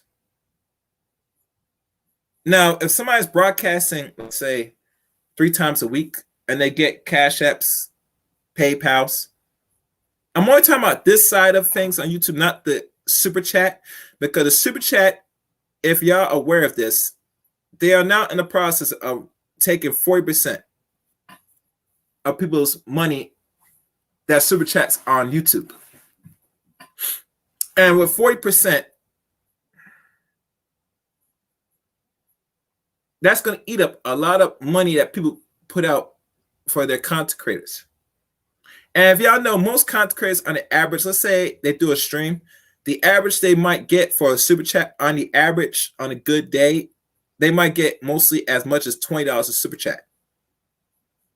And if it was your favorite content creator, it might be roughly over 60, 70 bucks on a super chat.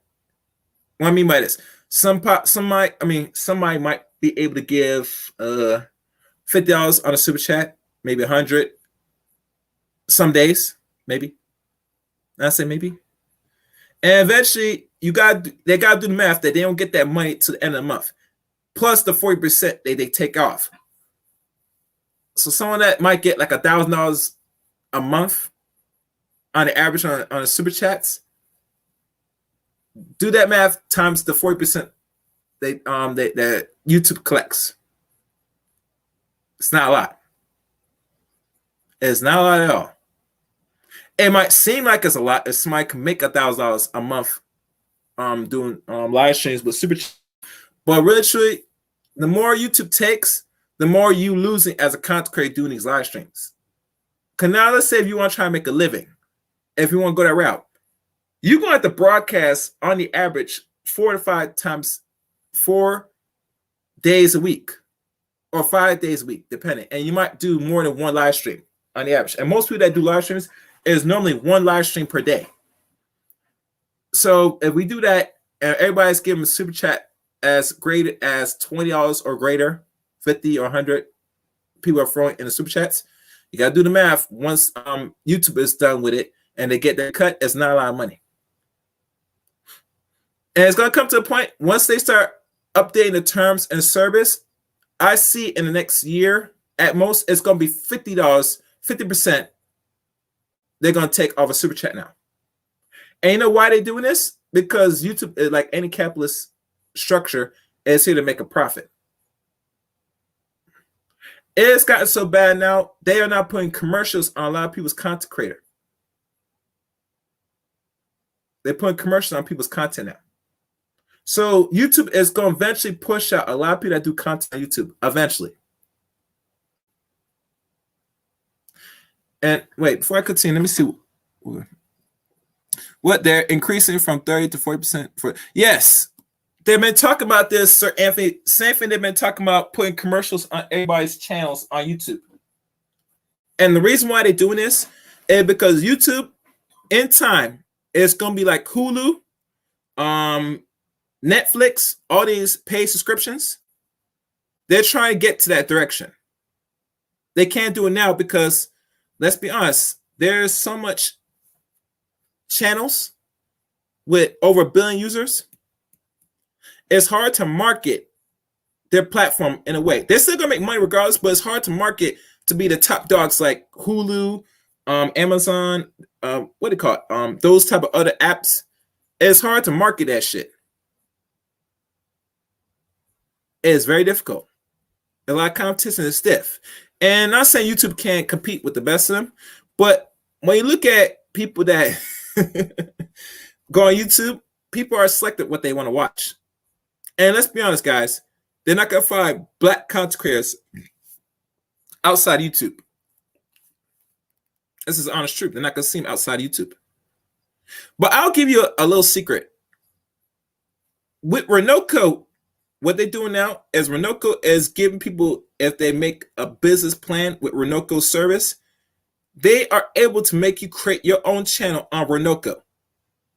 So you know, like how BT is like an app and everybody promotes their shows and have like timetables when they have their shows on, or it's like almost like TV. Renoko's in the process now where if you're a content creator, you can work with Renoko in a contract, an agreement, and create your own channel on Renoko, streaming podcasts. Streaming service. So you could be just like, or even better, like cable television. So imagine if the so-called Black Manosphere linked together and said, we're going to ban YouTube and we're going to look into an actual streaming service like Renoko and create what we call the Black Manosphere television, where people come on at certain times. Your favorite Manosphere, Black Manosphere that you pay and trust and like, has their own channels and shows that they had to come out 7 days a week, Monday through Sunday, and certain time slots. Wouldn't that be beautiful? Wouldn't that be beautiful? But how many black men that's organized that got their shit there sinking on that? I'm gonna let y'all think on that. And I saw this advertisement through social media. So now there are alternate channels that Black people could go if, let's say, YouTube goes a certain direction, but it takes organization. If Black male media is going to exist in the 21st century, Black men going to have to make decisions to use the media outlets they have now and come together and say, we're going to do this and we're going to make this work by any means necessary and go put in the work. Like KS said, he respects work, right? And I think enough Black men that do content on YouTube or podcasting have the capability to put out the content needed. That's what I'm hoping. That's what I'm hoping. I only can speak for myself. I have podcasts out there besides YouTube, Sir Anthony. But that's just me. I can't speak for the next person, brother. But like what Kennedy said, Crimson Cure, that Black men going to have to come to the point where they need some alternatives because let's be honest, YouTube ain't playing no more. As their term and service updates, it's gonna make it hard for you as content creator. If you're not at a certain audience on this platform, your chance of reach and making real money is gonna get very harder and slimmer. Not saying you can't still make money on YouTube, but it gets very difficult as they update their term service. Hell, think about it, Sir Anthony. Just last year alone, or the year before, they made a way where they had to put what they call a COPA law, where now you have to put if this video is for children or not. You didn't have this 5 years ago. You have it now because children are watching on YouTube. And they're not just watching any content, they're watching Black men's content, Black women's content. They see this gender war between Black men and Black women. So they think that's reality. They're going to accept it and they're going to look at their environment and say that there's a war amongst them. You see how it works, Stephanie? So now our message, the content that I do, which is generally every subject, the content anybody else does, young Black boys can watch this now without no problem. Hell, if people check their studio and check who's your viewers, they give you ratio of age. If it's respectfully honest, which I disagree, it's not really honest. But let's say if it's honest and your crowd is a certain age, it's a problem. And now you have to really monitor how you conduct yourself because you have younger people watching your shit. So the COPA law is really effective to a degree because now you have a choice to make it either for children or for regular people that's, I think, 13 up, and for mature audience, 18 over. So it balances the thing out at the end of the day. Yeah, I think it does. Can you hear me now, Kaz? Yeah, I hear you good now. What are you doing? You coding or something, man? Oh, no, that's my Bitcoin rig. I'm just monitoring it. It's popping up on the other side. I got to change the camera. No, it's funny you said that, bro, because miraculously, my entire channel just got made not suitable for kids. Are you playing video games that showing blood and gore and stuff? I've always played video games that pretty much were it varied from E to T to sometimes M. Yeah. Not really so much gory M. Adult situations maybe M, but not really gory M. Mortal Kombat, okay, yeah, we know that one is going to get knocked. That one got knocked. But I got a lot of monetization off that one, crazy enough. But it's like they just did a whole wipe on my channel. Just the whole thing now. Not suitable. Period. Well, that's funny. Okay. Well, I mean, I ain't tripping, you know what I'm saying? But just a heads up.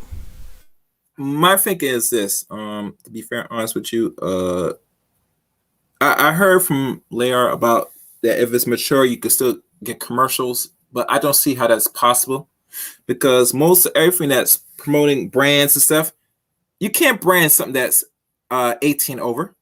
What commercial you could put on 18 over video? That's what I'm trying to think of. You get I me? mean, Well, I get I'm thinking about the commercial side of things, Shatter. What commercial? Let's say if this channel was monetized, right? And some of the videos I have on the average is not really 18 and over. You know what I'm saying? And I'm very much clean with my language. You know what I'm saying? right, right.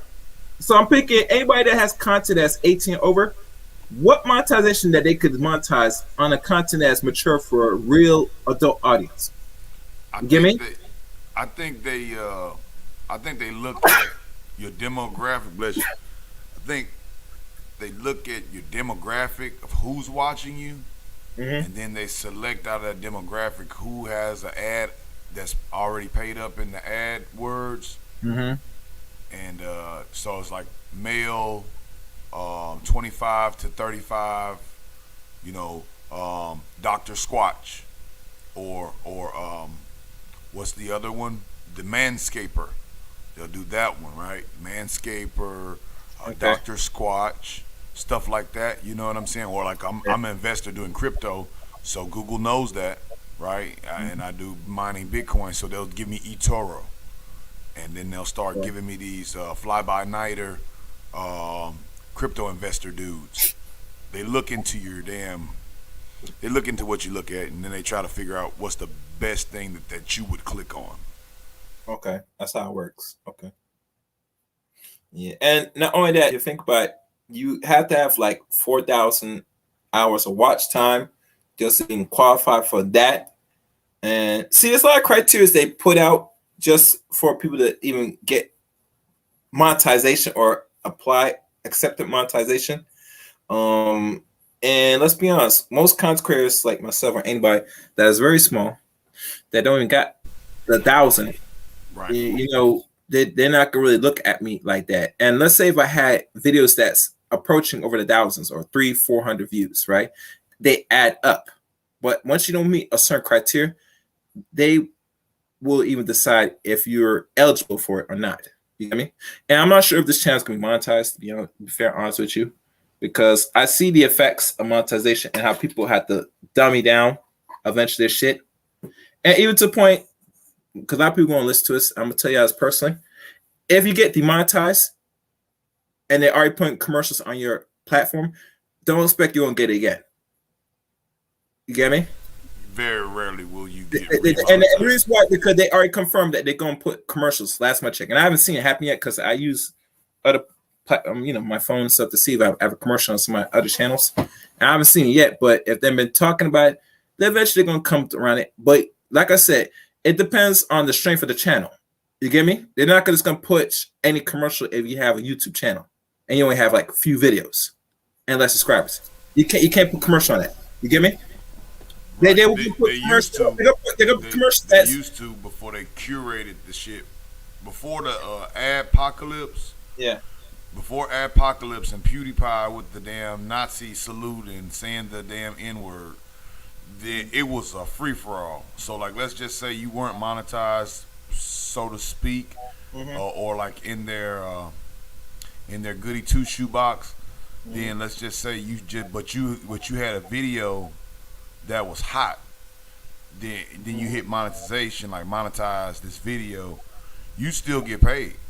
You know what I'm saying? After Apocalypse, they put the kibosh on all that shit. Any smaller creator, you're gonna have to build those hours, like you said, in that 1,000 subscriber, and then pray that they'll even watch hours. Yeah, and you had to have 1,000 subscribers. Yeah, right. And it's possible to do.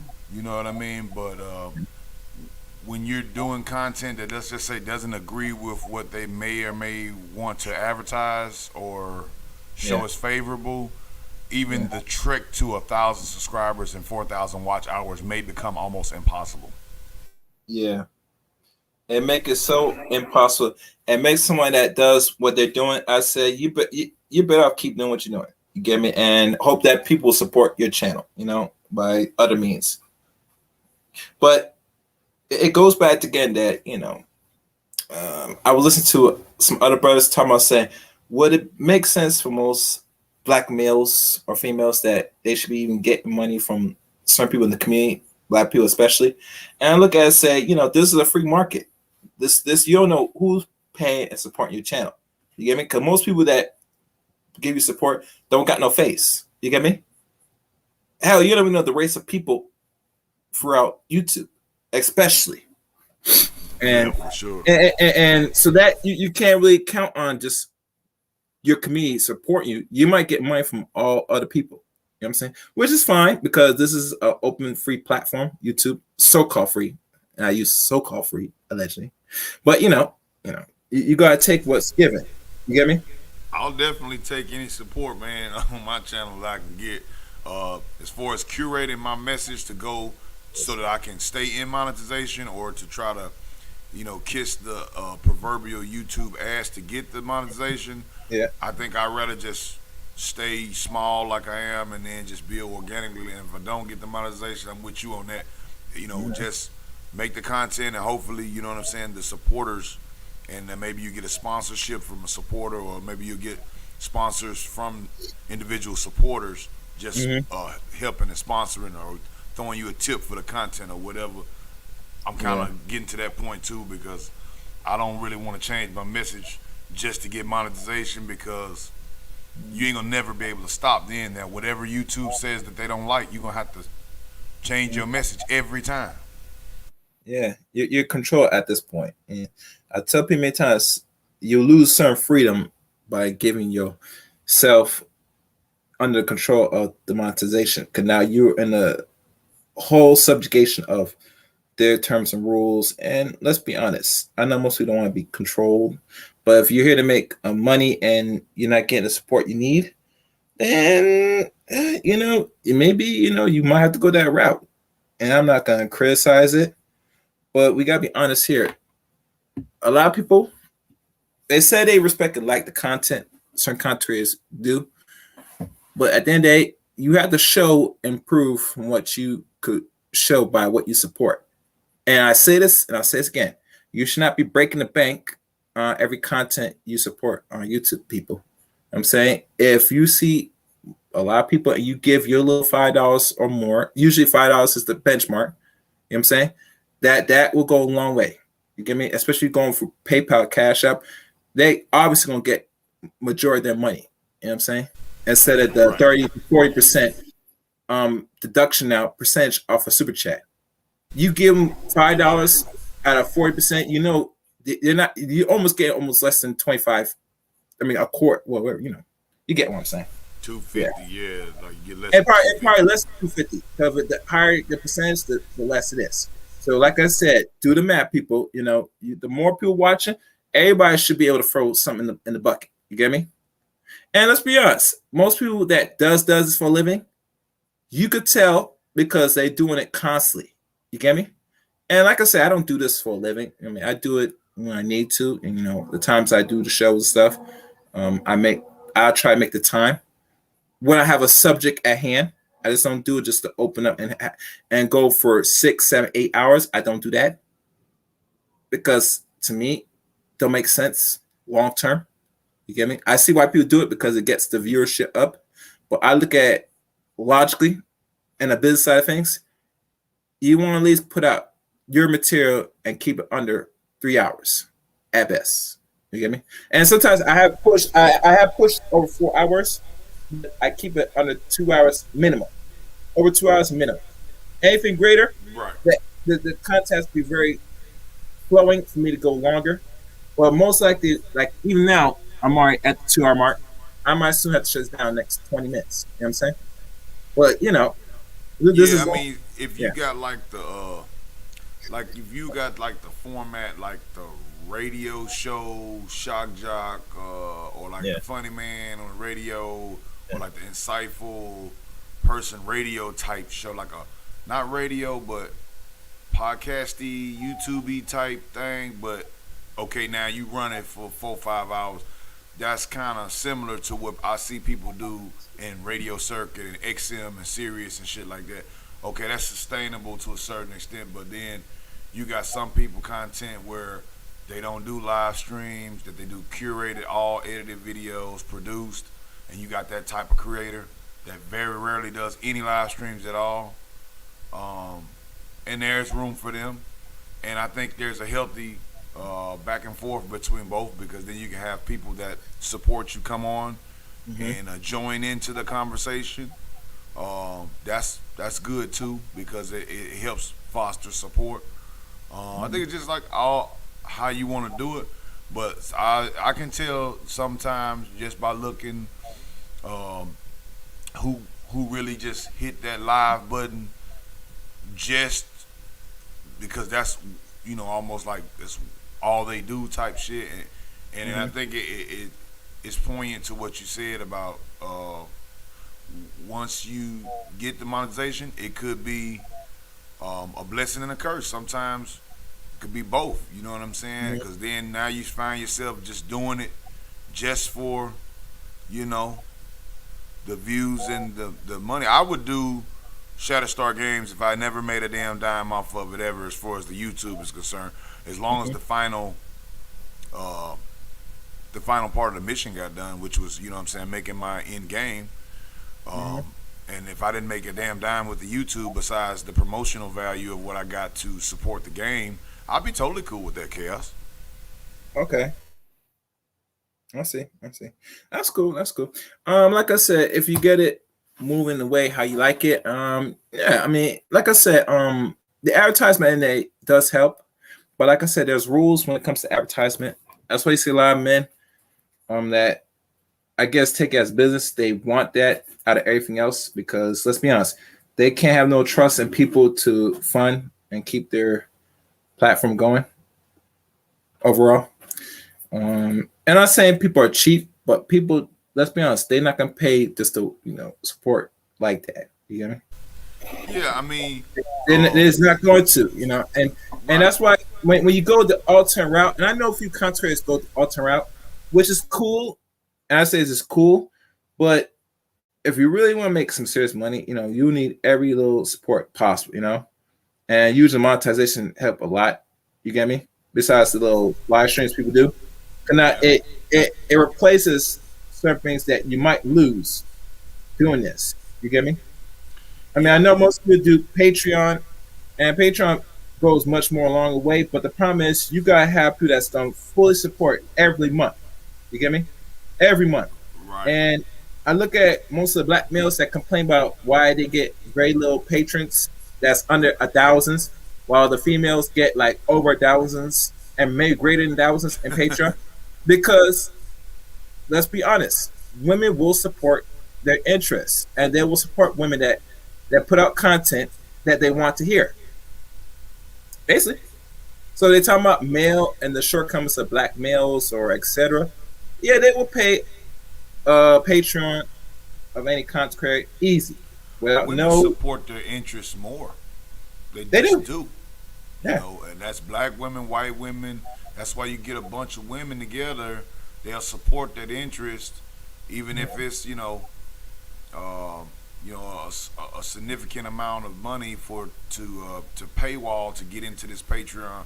Those women will actually love that content creator, whoever their interest, and they're going to go there and support them.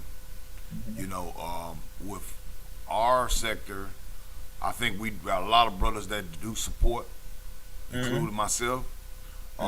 Um, well, I think the difference between the two is that men usually we so damn competitive Mm-hmm. that instead of us damn just working together to form a damn block where we can Mm-hmm. actually get all the money set up and where we can share the block of the support, we want to take over all support sometimes, not all people, but Mm-hmm. sometimes, and that you can see it. You see it on the outside though with the beefing sector. Well, I've seen that. I'm not part of the beef sector because I don't want to do no damn beef. So I think the shit's funny half the time until it gets serious. But yeah, I think that's why you see that beef sector shit where people just beefing. YouTube's just eating it up, man, lapping it up. Look at the monetization on the beef stuff. Like that's crazy. Like the algorithm is just like, you know what I'm saying? It's eating that beef shit up. Like that's all you see sometimes. If you go and you click that one of those beef videos, man, the algorithm will just be feeding you negative beef all day. I hear you. I hear you. Um, My question: did you catch the other brother stream with the guy that wrote the article dealing with the Black Master that's trademark Black Master? Did you catch that stream? Was that today? Yeah. I don't think so. I got home Okay. kind of late from the job. Okay. Shit. Yeah, I'll tell you offline what to watch. Yeah, I'll tell you. That's I what's was up. I was explaining to Sir Anthony. He gave me a question about that, and I told him personally, there's no disadvantage or any negative on free advertisement. There's nothing bad about free advertisement if you're a content creator. If a person has a magazine or newsletter or article and they put your name on it, depending on the story, good or bad, that's free advertisement that you cannot get without paying. You get me? And depending on his audience and reach, like I said before, you as a person that's doing content, you want as many eyeballs as possible to your shit. Because the more people are looking, they will either like it or dislike it. And hell, they might even go as far as subscribe to the platform. But you will not know it because a lot of people don't know most of this content, my content, let's say your content, anybody that's quote unquote small, they won't know we exist unless there's advertising pushing it. So Facts. so I have nothing against any form of promotion because as a man, grown man, I have seen the bigger picture and seen that how people actually grow on any platform. You need an advertisement. You need those eyeballs on your junk. You want people to be talking about you, either in a good way or a negative way, because now that draws attraction to you. And if a person's serious and growing, your premise is if you're not getting any traction, there's only two routes you can go. Either you're going to create some controversy, some nonsense, or you're going to have to pay advertisement out your pocket through social media to get the attraction. There's no in between. Nothing's for free. Now, somebody would like to call your name or shout or whatever the case may be. That's advertisement alone. But like I said, Yeah, what I mean, most students don't understand say if you have a small channel, and I say this personally, anything that's not over 100K subscribers is a tiny struggle channel. You're not scratching the surface, so you need to get up there. If you're attention to get there or you're not, you want every advertisement possible to draw the eyeballs. yeah, advertisement definitely is gonna get you there. Yeah. When you really get into the matrix of it, then of course YouTube is going to advertise for you for free using the damn search features and the Yeah. recommended. That's when they start working for you.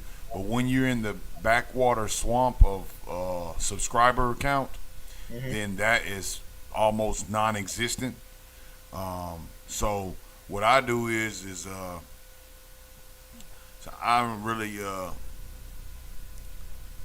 basically I don't subscribe to a lot of people, but a certain amount of people I damn subscribe to. I have supported their channels. Everything that I do here, I buy myself. I invest it in my own self. I go to work. I come home. I say, okay, let me take $200 to buy me an interface. Oh, look, I see this fucking badass compressor. It costs $1,000. All right, I'm gonna buy one part of it this week. Buy 500. All right, next week, I got to put 300 to go buy the other part. I continuously do that, and then eventually, I come up with the stuff. But then I see some creators, hey, we need a new studio, so I need everybody to give, $100 till we can get the new studio. And ain't nothing wrong with that. I think that shit's great, but I ain't never gonna do that. I ain't never gonna ask nobody to help me build my studio. Now, if you want to support the product I'm putting out, that you can buy, like my game or some shit like that, or just subscribing to the channel so more people can see it for free, or hitting like or sharing the video, yeah, I ask you to do that. But I ain't gonna be up there, what I'm saying, never talking to no one in my audience, asking them directly for money to do stuff that I know I can already do, or that I already am paying for, unless it's a certain game or it's some type of product I'm trying to sell you that I think you would like, then I would say, hey, when you give me this money, here's the product. Mhm. Here's the product. You know what I mean? Or here's the demonstration product. Even still, like here's the demo of the product. At least something that's going to be worth me receiving your money, because I feel like anyone that supports me, I feel like I should be giving them something value added. You know what I mean? Some value, whether that's in my situation, software or gaming or hardware, or a giveaway for the people on the channel.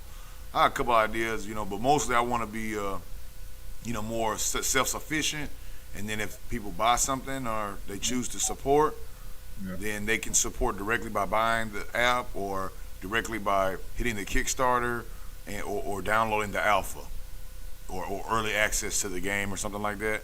Then yeah, that. But as far as like going after the monetization directly, I think I've changed focus on that, because I figure just delivering the product directly to the consumer and just making a good product. The production, everything that I do from now, I just figured out a great way to do production on the videos too. I'll tell you about that later.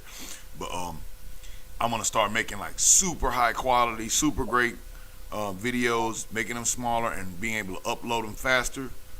And I think that along with like you were saying, the advertisement, that's gonna be like the main thing to get some traction, man. So I'm glad you said that, bro. That's what I was thinking too. And with that new production technique, I think from what you said and from what I'm thinking about, that actually can make some waves out here, man. We can actually at least get the people who do want to support us. At least we'll get those eyeballs. Yeah. That's what it boils down to. You gotta get the eyeballs, the attraction. That's what builds the audience. Help might build a subscriber count. All the above. That's what's needed. Like I said, free. No. There's no negative advertisement. All advertisement is good advertisement at the end of the day. And it comes to a point. Either people are gonna do it out their pocket, or someone's gonna do it for them. You gotta draw the attention, and constantly keep pushing, And let's be honest, people gonna have to work for this, I know I expect doing this, saying that I'm gonna have to be constantly maybe grinding and working just to get every audience, every eyeballs, every subscriber I need to get. And I accept it, it's fine. But anybody that's doing any material, you gotta understand that this is gonna be a serious struggle. Some days you're gonna be frustrated at people not watching your shit. Hell, some might even subscribe to your shit for weeks, maybe months. You might get one subscriber a month, maybe less, none. But my advice: keep on pushing, and just try certain things. This is not supposed to be easy. The time you decide to do content now in this arena, in this time, has passed us. See, people that really reap the rewards doing content on YouTube, since we talk about it, if you didn't start this years ago, doing it now, you're going to be in a struggle. You know what I'm saying? You got to play catch up. You get me? Because now they made it a way where if you do think of you're going to do the same thing like everybody's doing, you're going to be left behind. Hell, if you're doing something different, you're going to be left behind, because it's designed to frustrate you, because they're not going to give you the attraction, especially you talk about subjects like I'm talking about. That's not friendly. You get me? There's some that people either they talked about or not have had the discussion. I present it, and not only I present with articles, read it personally, so you have you think about it, and leave the links for y'all to read. Because if I don't read it clear enough, you can read it for yourself. It's that simple. Just like I did the stream talking about the solve the divorce problem in America. I had to do quick Google search on what is the cause of divorce. I always hear about is financial and infidelity. Do you know what was the top of the list? Shattered dreams of the major cause of divorce here in the West we call America. What is it? Incompatibility. I can see that. So all this shit these niggas been talking about money and no, the first thing like always incompatibility. Why do you think there was always for the last century or two before black people were I guess, was enslaved, or what you want to call our position in this country, that there was always some form of arrange of a marriage. Hell, they had the shotgun marriage. They had jump on the broom. Yeah. All that was arranged. If you think about it, people. Same thing with, back in English history, where they talk about how the Europeans, kings, queens, they had to arrange the marriage for their daughters. And usually daughters don't like it because they know they're not compatible with this fuck person. But at the end, they got to get married because the money has to be consolidated to build more wealth. So it concludes that if you are incompatible, you could forget about everything else. So you might think you're good with your spouse and all that shit, but if you are not gelling, like really gelling and really compatible besides sex, it's not gonna work. I don't care if you're a rich person or a broke ass, bummy ass dude. She will leave your ass. You get me? That's 1,000, bro. The incompatibility, the incompatibility score.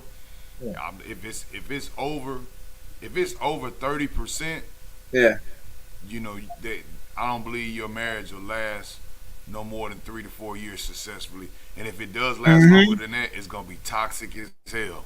It gets toxic within time. Yeah. Oh, one guy. Oh, wait. Somebody wrote. Read this. She left because I wouldn't get saved. Oh, damn. For real, bro?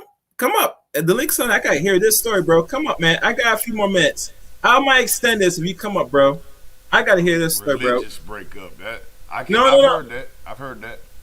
Bro, come up. I gotta hear this story for real. I'm just gonna shut this down in like a few minutes. If you can come up, I would appreciate it. I gotta hear this.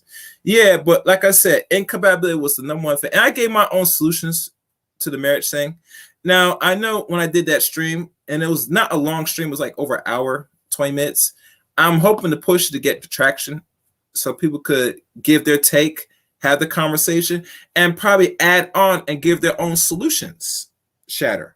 Because I gave my solutions, I'm hoping somebody else would give their solutions as well.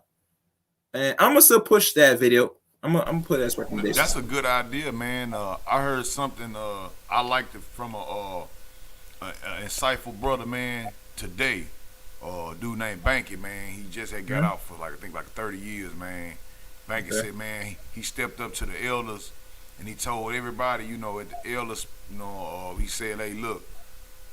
I don't want none of y'all to tell me nothing negative about no person, about nobody, unless for every negative thing that you speak on, you can't tell me 2 positive things to help fix that negative problem or to overcome it. I said, damn, bro. I said, that's a good ass fucking idea.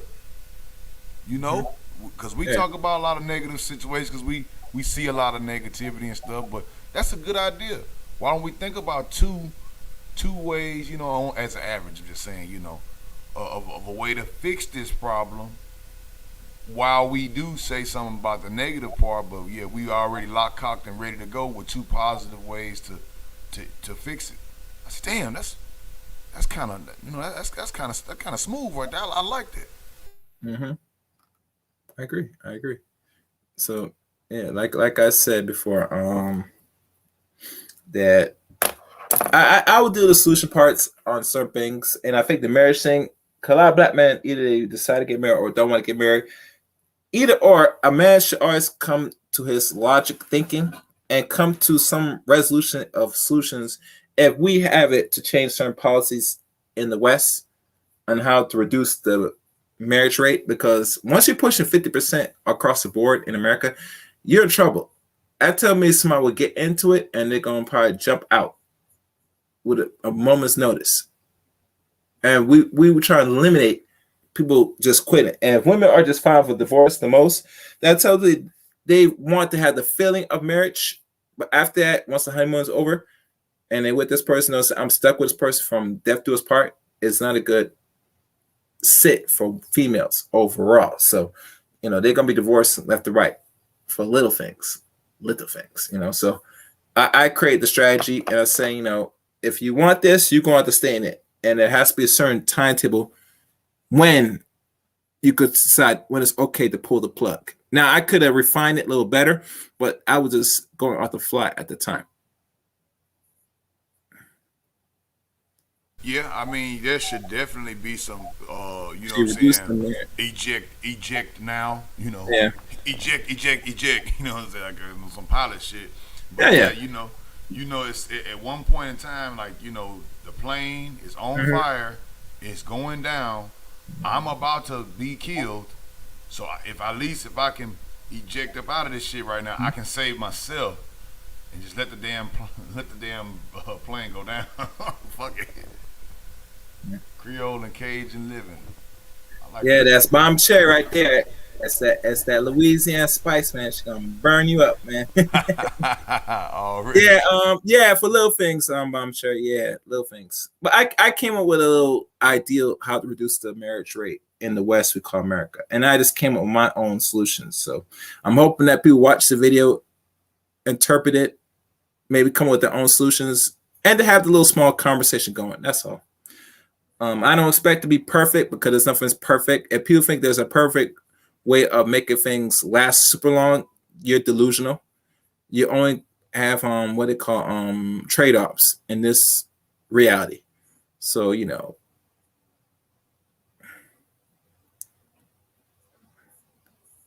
oh, let me read this. Okay. Well, I guess he wants to read in the chat room. I'll read it. She got baptized after the wedding. I wouldn't. Pastor threatened me like crap, treated me like crap. She got mad when I tried to bring it up. Came home from work to an empty house, no wife, no daughter. Oh shit, damn, bro. Ooh. Oh yeah, you had a daughter? Oh Damn. damn, So bro. the pastor was in on it then, huh, brother? I imagine that's what you're saying. Like the pastor, he was kind of like trying to force you to do it as well. Kind of like, Mm-hmm. Oh wow. yeah, that's some whack shit. That would have made me say no, even if I wanted to do it. If some But other person was trying to but make me do it. my thing is this. Okay, you said I do. You're an altar, right? And wait, let me read back his comment because I'm trying to follow this good. Because okay, let me, bro. I'm just gonna try to go for your comment slowly again. Yeah, Mom Sherry says bullshit. But, okay. She got baptized after the wedding. I wouldn't. Pastor threatened me, treated me like crap. She got mad when I tried to bring it up. Came home. Yeah, that's weird though. Yeah, I don't know. Oh, I see him writing another comment. Oh yes, the pastor orchestrate the whole thing. I'm done with the church, black or otherwise. Yeah, bro. I feel you, man. I feel you 1,000, brother. Uh, yeah, man. And Creole, you right. Religious differences can cause divorce, and a lot of time it's a leading thing. But if you notice, chaos, like some of these big time marriages, you got the Mhm. Catholics will marry a Jew, or the Mhm. other way around, right? Yeah, You yeah. see how usually it's the wife that, if she's the Catholic, she'll convert over to Judaism. Yes. Usually it's not the man having to convert over to the woman's religion, correct? In most cases. Um, what I mean? When a woman's married to a man, depending on the religion of the man, I think it's usually she has to follow the man's religion because man, this religion is man made. You get me? So it would make sense if That's a you were good one right married to there. a man, you gotta follow his religion overall. I could be wrong. I want somebody that is a religious person to explain it and give clarity. I could be wrong. I'm not too much a religious person. I mean, everybody here is Christian, like so. Yeah. I mean, I followed Christianity when I was young. I've grown out of it a little bit. 'Cause I have a better understanding, but I think that's how it rolls. But Yeah, well, yeah, like I I said, agree. Usually yeah, that's that in my experience, at least, and what I see in the diaspora of the religious weddings. Normally, if the people yeah, man, aren't both, then usually, yeah, yeah, you're right, Sir Anthony. The Black Church has lost way, and I want people to go back to the stream I did with Dr. Thunder about the Black Church and why the black church failed. He gave us solutions why to improve in the black church. So check that broadcast out. It's on my channel. And Bomb Cherry wrote right, and she said you're wrong. Okay. Yes, the woman usually ends up converting to conform to the man's religion. Yeah, so I was right. Thank you, Bomb Cherry. I was thinking that usually when you get married as a man, depending on religious state you are, you're gonna follow her religion. But you're right. Like I said, it's man-made religion, so you gotta follow the man in most churches. So usually, yeah, and like I seen it. I wasn't getting married to the girl, but she wanted me just to go like to her people's church or whatever, and I'm like, cool, you know what I'm saying? I ain't tripping, you know what I'm saying? You know, I roll up in there, you know what I'm saying? It's more of a younger kind of vibe church, you know. One of my other partners, he was in the church band and stuff like that. So it wasn't like, you know, that overbearing type church. It was kind of like cool and laid back, you know. But man, that pastor, bro, just like my man was saying, man, he wasn't the most pressuring, kind of like virtue signaling, kind of like overly pushy, you know, extra friendly to a certain point, acting like he all cool. But then, you know, I can't determine whether the coolness is because you actually, you know, cutting for the relationship me and my girl is having, or if you kind of sideways looking at my chick. Man, some of these pastors, man, it's dirty, bruh. And like that's why I asked my man, did he think that the pastor was kind of pushing it? Because sometimes these pastors, man, they be having more on their mind than just getting you married and baptizing you underneath that water. Now, that ain't for everybody, but in my experience, a lot of them, man, you gotta really be careful with these people, man. You don't know who these folks. Just because they're a pastor does not mean that they, you know, all the way on the straight up. They still humans too. Yeah, I agree with that. Yeah. Some of these passages are no joke. And then let me go for the comment section. Biblically, the concept is that the woman converts to the man's faith. I agree. She don't have to do anything. Correct, Bomb Cherry? She does it for him. Yeah, most likely 9/10 times she does it for the man. You're right. The pastor these days are fake, and they will help end marriage, especially if she is beautiful. You know, that's very interesting. Since you mentioned that, Bomb Cherry. What, Creole? You right on point with that. Yeah, she right about that. But you know, the pastor is having enough sex with the women in the altars in the church. Listen, if you're a pastor, you get access to all the pussy. You know what I'm saying? And not only you fucking everyone. You get me? So yeah, man, that's like the best place. If a man is like getting enough, or he's struggling to get women, just be a pastor. The second best being a pimp. You know, you get all the pussy. You know, you're the man of God. And if your message you get a big tax write-off too. Hell yeah! So you're getting paid regardless. Yeah. And one person, she said, facts. There too many of these pastors are snakes. Yeah, man, and there's snakes in the garden ready to, you know, coerce you to commit sin. Right, so they can descend you, right? Yeah, they don't work if the sin ain't there. Well, that's a good way to put it, dog. I ain't think about it like that. Yeah, create sin, real talk. And I'm just looking at some things. Yeah. Okay. Yeah. All right. So I guess what else is on my mind? Oh, one thing before I conclude this. Overall, because you've been listening in, your take out of all three articles from DJ Kid Pope to the Burns dude from Florida to Keenan. What's your overall take on today's stream? These white males that, you know, slinging dick and either hurting or infecting black women. I think I caught the tail end of the last one that was the Mississippi case. Yeah. That's the one I kind of caught the tail end. The other ones I didn't catch. I didn't catch in all the way on those. Mm-hmm. I know the DJ Kid. I remember him though. That was the dude that was in South Carolina giving women HIV, right? Yes.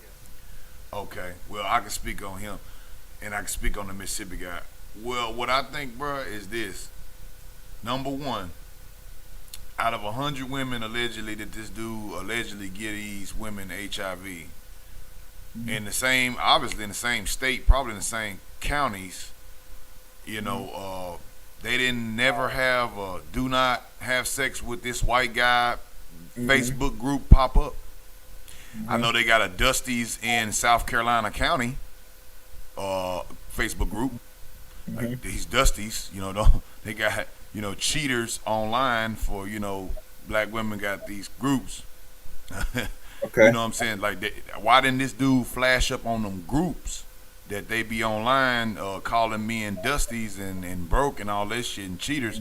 Why didn't that white guy who was giving all these sisters, and saying like he was only giving it to the sisters, they didn't have no white women on that page. I'm sure he probably had sex with some white women, but I saw a number of black women on there. It's toward the Mississippi guy with the Oxford. Oxford is very racist. It's the home of Ole Miss, Parchman in Angola, in Louisiana, the two worst prisons in America. Parchman is the Parchman prison is the worst prison in Mississippi, probably in the entire country. When he gets down there, if they send him to MSP, they should have gave him the death penalty, man. He killing that woman like that. I think he should got death, but he would have never got it. If you work in the law enforcement and you commit premeditated murder, that's automatic should be death penalty. There should not be no time in jail. You get me? Well, he should get, under Mississippi law, he should get capital murder. That's what it's there for, capital murder. That's why you get the death penalty. You get capital murder. He should have got capital murder. But because, didn't they say that he used to be a law enforcement officer or something like that? He's a police officer. Okay, well, bam, there you go. And in Oxford, they did the best thing they could do for him. They knew that the city council had brothers and sisters on there that wanted blood. They knew they had to come up with something, so they give him this sentence over at Parchman. Okay, send him over there. He's a cop. He's in jail. He kills a black woman, and he's a cop, and he's in jail. If he goes to Gen Pop, and not even if he go to PC, there's a chance that he'll be killed. High chance that he'll be killed. Because Parchman has no security. Inmates are killing each other at will. There's no PC. In Parchman prison, if you don't work in the fields, you don't even eat meat. Like, you won't eat. If you got red pants or black pants on, if you don't work, you don't eat in the prison. Like, you can't even eat. So, you know what I'm saying? You better have that commissary money ready, because, like, sometimes they'll even take you off commissary. These people is crazy. I'm telling you, Parchman is the craziest. Look Parchman up. Remember that movie Life? Remember the movie Life? Yeah. That's based off Parchman prison. Just to give you an idea of what Parchman's all about. Wow. They work you to death, man. You gonna be there for death. Yeah, and then they leave your body there if you still owe money. You in an unmarked grave. It's not a lie. It's true. I've been down there. I used to deliver to Parchman. I got partners that used to work for them, and I used to deliver tobacco to them when I worked in Mississippi. I used to deliver to them, and I talked to some of them brothers in the canteen, and they confirmed a lot of this information that we was just hearing as hearsay.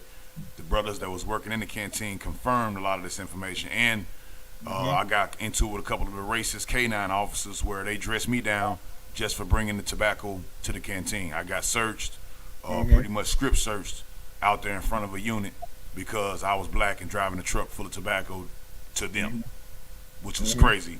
So, like, that place is like, but that new guy, that white guy who's killing the black women, he's not safe there. Trust me, he's not safe. They want him dead. He'll die there. You know, they should have put him in federal protection custody or something, because he's gonna get killed. And I don't blame him if he gets injured in the jail. Good for you. Wow. Well, my thing is this: that any crime that was premeditated, which he did, because he wants to save his fucking marriage, you deserve everything that's going to come to you. And the sad thing is, even knowing about this story, that this woman is I think she was baby mama. I don't think she was ever married because there was no clear evidence of that. That this is the future for certain sisters if they're not careful. If you know that a lot of black men that's listen to any information and come to the conclusion that they don't want to be no fucking stepfather and stuff. And mind, she was 32. So that makes her early, still mid early millennial. To say that, you know, we have 4 kids already. And it looks like if you have more than one, that means you're having by 2 or more different fathers, that by default, you know, a man like a white man that decides to have and pay some part of your bills is a saving grace to you. But the consequence of that is you're going to be a side piece to a white man for the rest of your days, depending on how long you keep this relationship going. And that's not a good look for any woman to be. I don't care if you're black or white. If you're not the main chick, you know, you might as well, shit. You get me? Shit. So like I said, but you're better off, your chances find a man that has kids and build a more cohesive, collective family moving forward. But you know, I understand why most women don't like a man with kids if they got kids. I find that backwards, but that's me, man. I mean, Yeah, that's usually, I find that quite selfish in some cases. I agree with you on that. I've seen that sentiment as well. I would think that it would be the opposite, especially if the man has custody of his kids, or if he at least splits custody, because that's showing that he's, you know, why didn't I mention that this man was messing with children now? which one you talking about? Did you talk about the cop, Bomb Cherry? If that's what you're asking, for clarity. So the cop was messing with the kids too? No. They did not say that in the article. I've been hearing stories about that relationship, bro. And one thing was stated that, you know, that she could have been pregnant, carrying the baby of this cop. That's speculation. It's not true. That's one scenario. The other thing that, you know, she wanted more out this man, and they said it was a love triangle where it was consensual and all that stuff. And I'm thinking, okay, this is consensual. So why not play the side piece role and take what the man can offer you and keep pushing? When you're asking more than you should be asking, now you pushing in a dangerous territory, especially messing with a non-black man. You get me? Man, Because yeah, they're not gonna be as lenient like the men in this group. I don't care what stories you hear about black men and black women in regards to relationships. Because remember, when we talk about violence and deaths in our community, it's normally in the communities you reside. So you're going to have more of a higher chance of violence. That's just common sense. You get me? Going from one community to another community, you think you're going to escape certain violence? You possibly might. But if your attitude and how you carry yourself is the same, and you're in the wrong territory, you can meet your maker anywhere, if not careful. Get me? In Mississippi, if that was my niece or my sister or a female friend of the family or something like that, I would have advised against her having any dealings with a police officer that is a police officer in a county and in a town that is steeped in a centuries long history of racism towards blacks. I would have told her, do not do it. If you want to go get another person to deal with, just find you somebody else to deal with, but don't deal with the cop in the county that you know he's racist and you know the county's racist, because something happened to you, God forbid. You know what I'm saying? It'd be so hard to even figure out what happened, because these people got so much power down there. They put your body in the bottom of the river, you be missing, and that'd be all it is to it. He was so jacked up on law enforcement racism, he just shot the woman, obviously, in cold blood.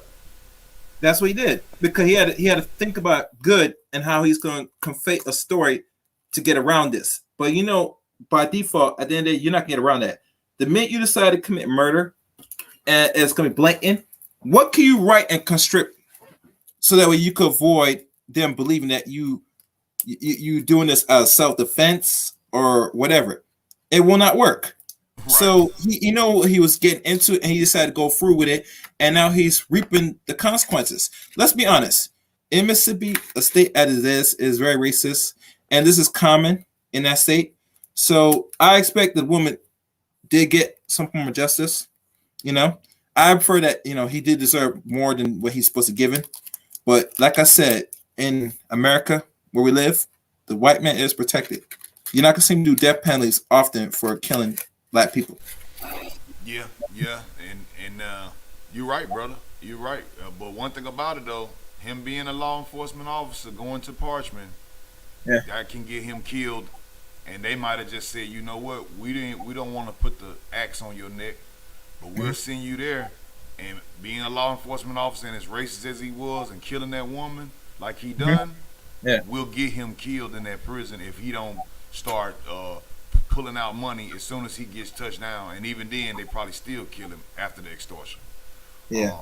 The other But guy, which you talking about, the DJ Kid, who gave, I thought he was having sex with grown. When he's giving young no, girls HIV. he was having sex. To explain, Bomb Cherry, DJ Kid. Oh, let me look at this.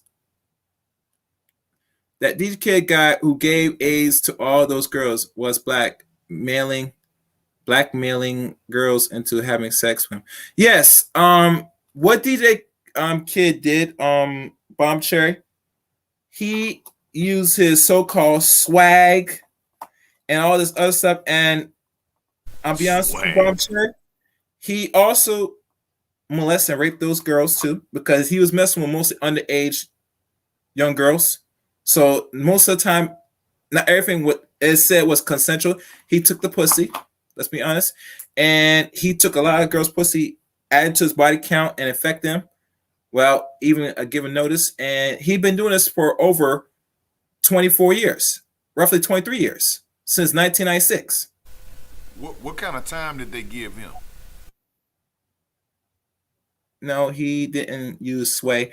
Swag. Well, I just ruined swag because that's what they wrote. But we all know when we look at this dude looked like a meth head, criminal. So he obviously, any person that right say might giving him pussy, you gotta be sick in the mind. But I'm not gonna go and beat up more of the women. I already talked about this. At the end of the day, he did what he did. He's gonna possibly do some time in jail. I don't see him doing a lot of time in jail because he's been getting away with this for over 20 years. You get me? Yeah, I thought they was gonna give him like some prison. They need to give him some prison time in a real good state penitentiary. Yes. And they won't be needing no damn death penalty for him. I'm telling you, man, them dudes in that state pen, once they find out what his charges is, and all the little girls, 100 black women, HIV, man, them guards gonna give them folks the papers and let them look at his charges. They gonna read that nigga charges out up in the room. Yeah. You feel me? And them dudes is gonna handle him accordingly. Ain't gonna be too much extortion gonna be able to even save him. Because one thing about it, once they read them charges out on you, once you get to that block, they say, oh, you accused of having sex, convicted, 100 girls and women, raping them and having sex with them and then giving them HIV. And they put you in here with us and you ain't in protective custody or in the hole. Okay, partner. And to let you know, to clarify, Bomb Cherry, yes, he did take a lot of the girls, you get what I'm saying. My thing is this, because I know it's so touchy topic, and me recapping and bringing this back again is to bring a further clarity to what we're seeing now today. And to wrap up, to conclude this, because I'm going to conclude this, and you can stay on if you want, Shatter, that there is dusty brads out here. And and the article said that too, Bomb, that he did sex traffic some of the girls too. That's confirmed too. There are a lot of dusty brads out here that black women do entertain. And another thing I forgot there was a video of a black woman. Now it's a good thing she's bringing it up. That a black woman said she did a TikTok or a little short video saying that She has 5 kids by the same Dusty Brad. She didn't get married, or the man didn't want to marry her, and he left her with these 5 kids. Well, she's going. I hope she's smart, getting some child support for that Dusty motherfucker. That, like, you know what most women say, that you get the same black man, but you get the same Caucasoid, that the black man was engineered for the society, just like all of us, including women. So how we think and act is like these people. So you think that if you're a woman and you carry yourself a certain way, that a man that you deal with that's black is dusty, you damn sure gonna be you're damn sure gonna be messing and attracting more dust on another side of another community, which is the Brad, the Chads, etc. No different. And like my good friend Letitia Underwood said it best. Yes, I said that earlier. I'm sure. I think you caught late to the broadcast. You might have to catch up to the recording of this. I did say all that earlier on to the stream. That, ladies, when I see you, so-called European male, I have to conclude 2 things. Either he's a beta male, which most of them are. Some of the celebrity women you see with their mates, they're beta. Or he's that serious aggressive alpha male. Like, let's say, example, the Chad Willers or any aggressive alpha male that they'll deal with. They might mess with, but 9 tenths of most black women don't want that, on the average. They can't deal with that because that alpha male will punish them, capital punishment, with aggression, with physicality. Or they'll leave them, one or the other. White men don't play around. When he gets to some position, he will walk off and give notice. He will give you your walking papers with no effort. So that's all I'm gonna say. So, like I said, and wrapping up, yeah, you're gonna experience some dusty Caucasian too, ladies. So you think that you're avoiding dust. If you're not a Swiffer, you don't have to worry about that.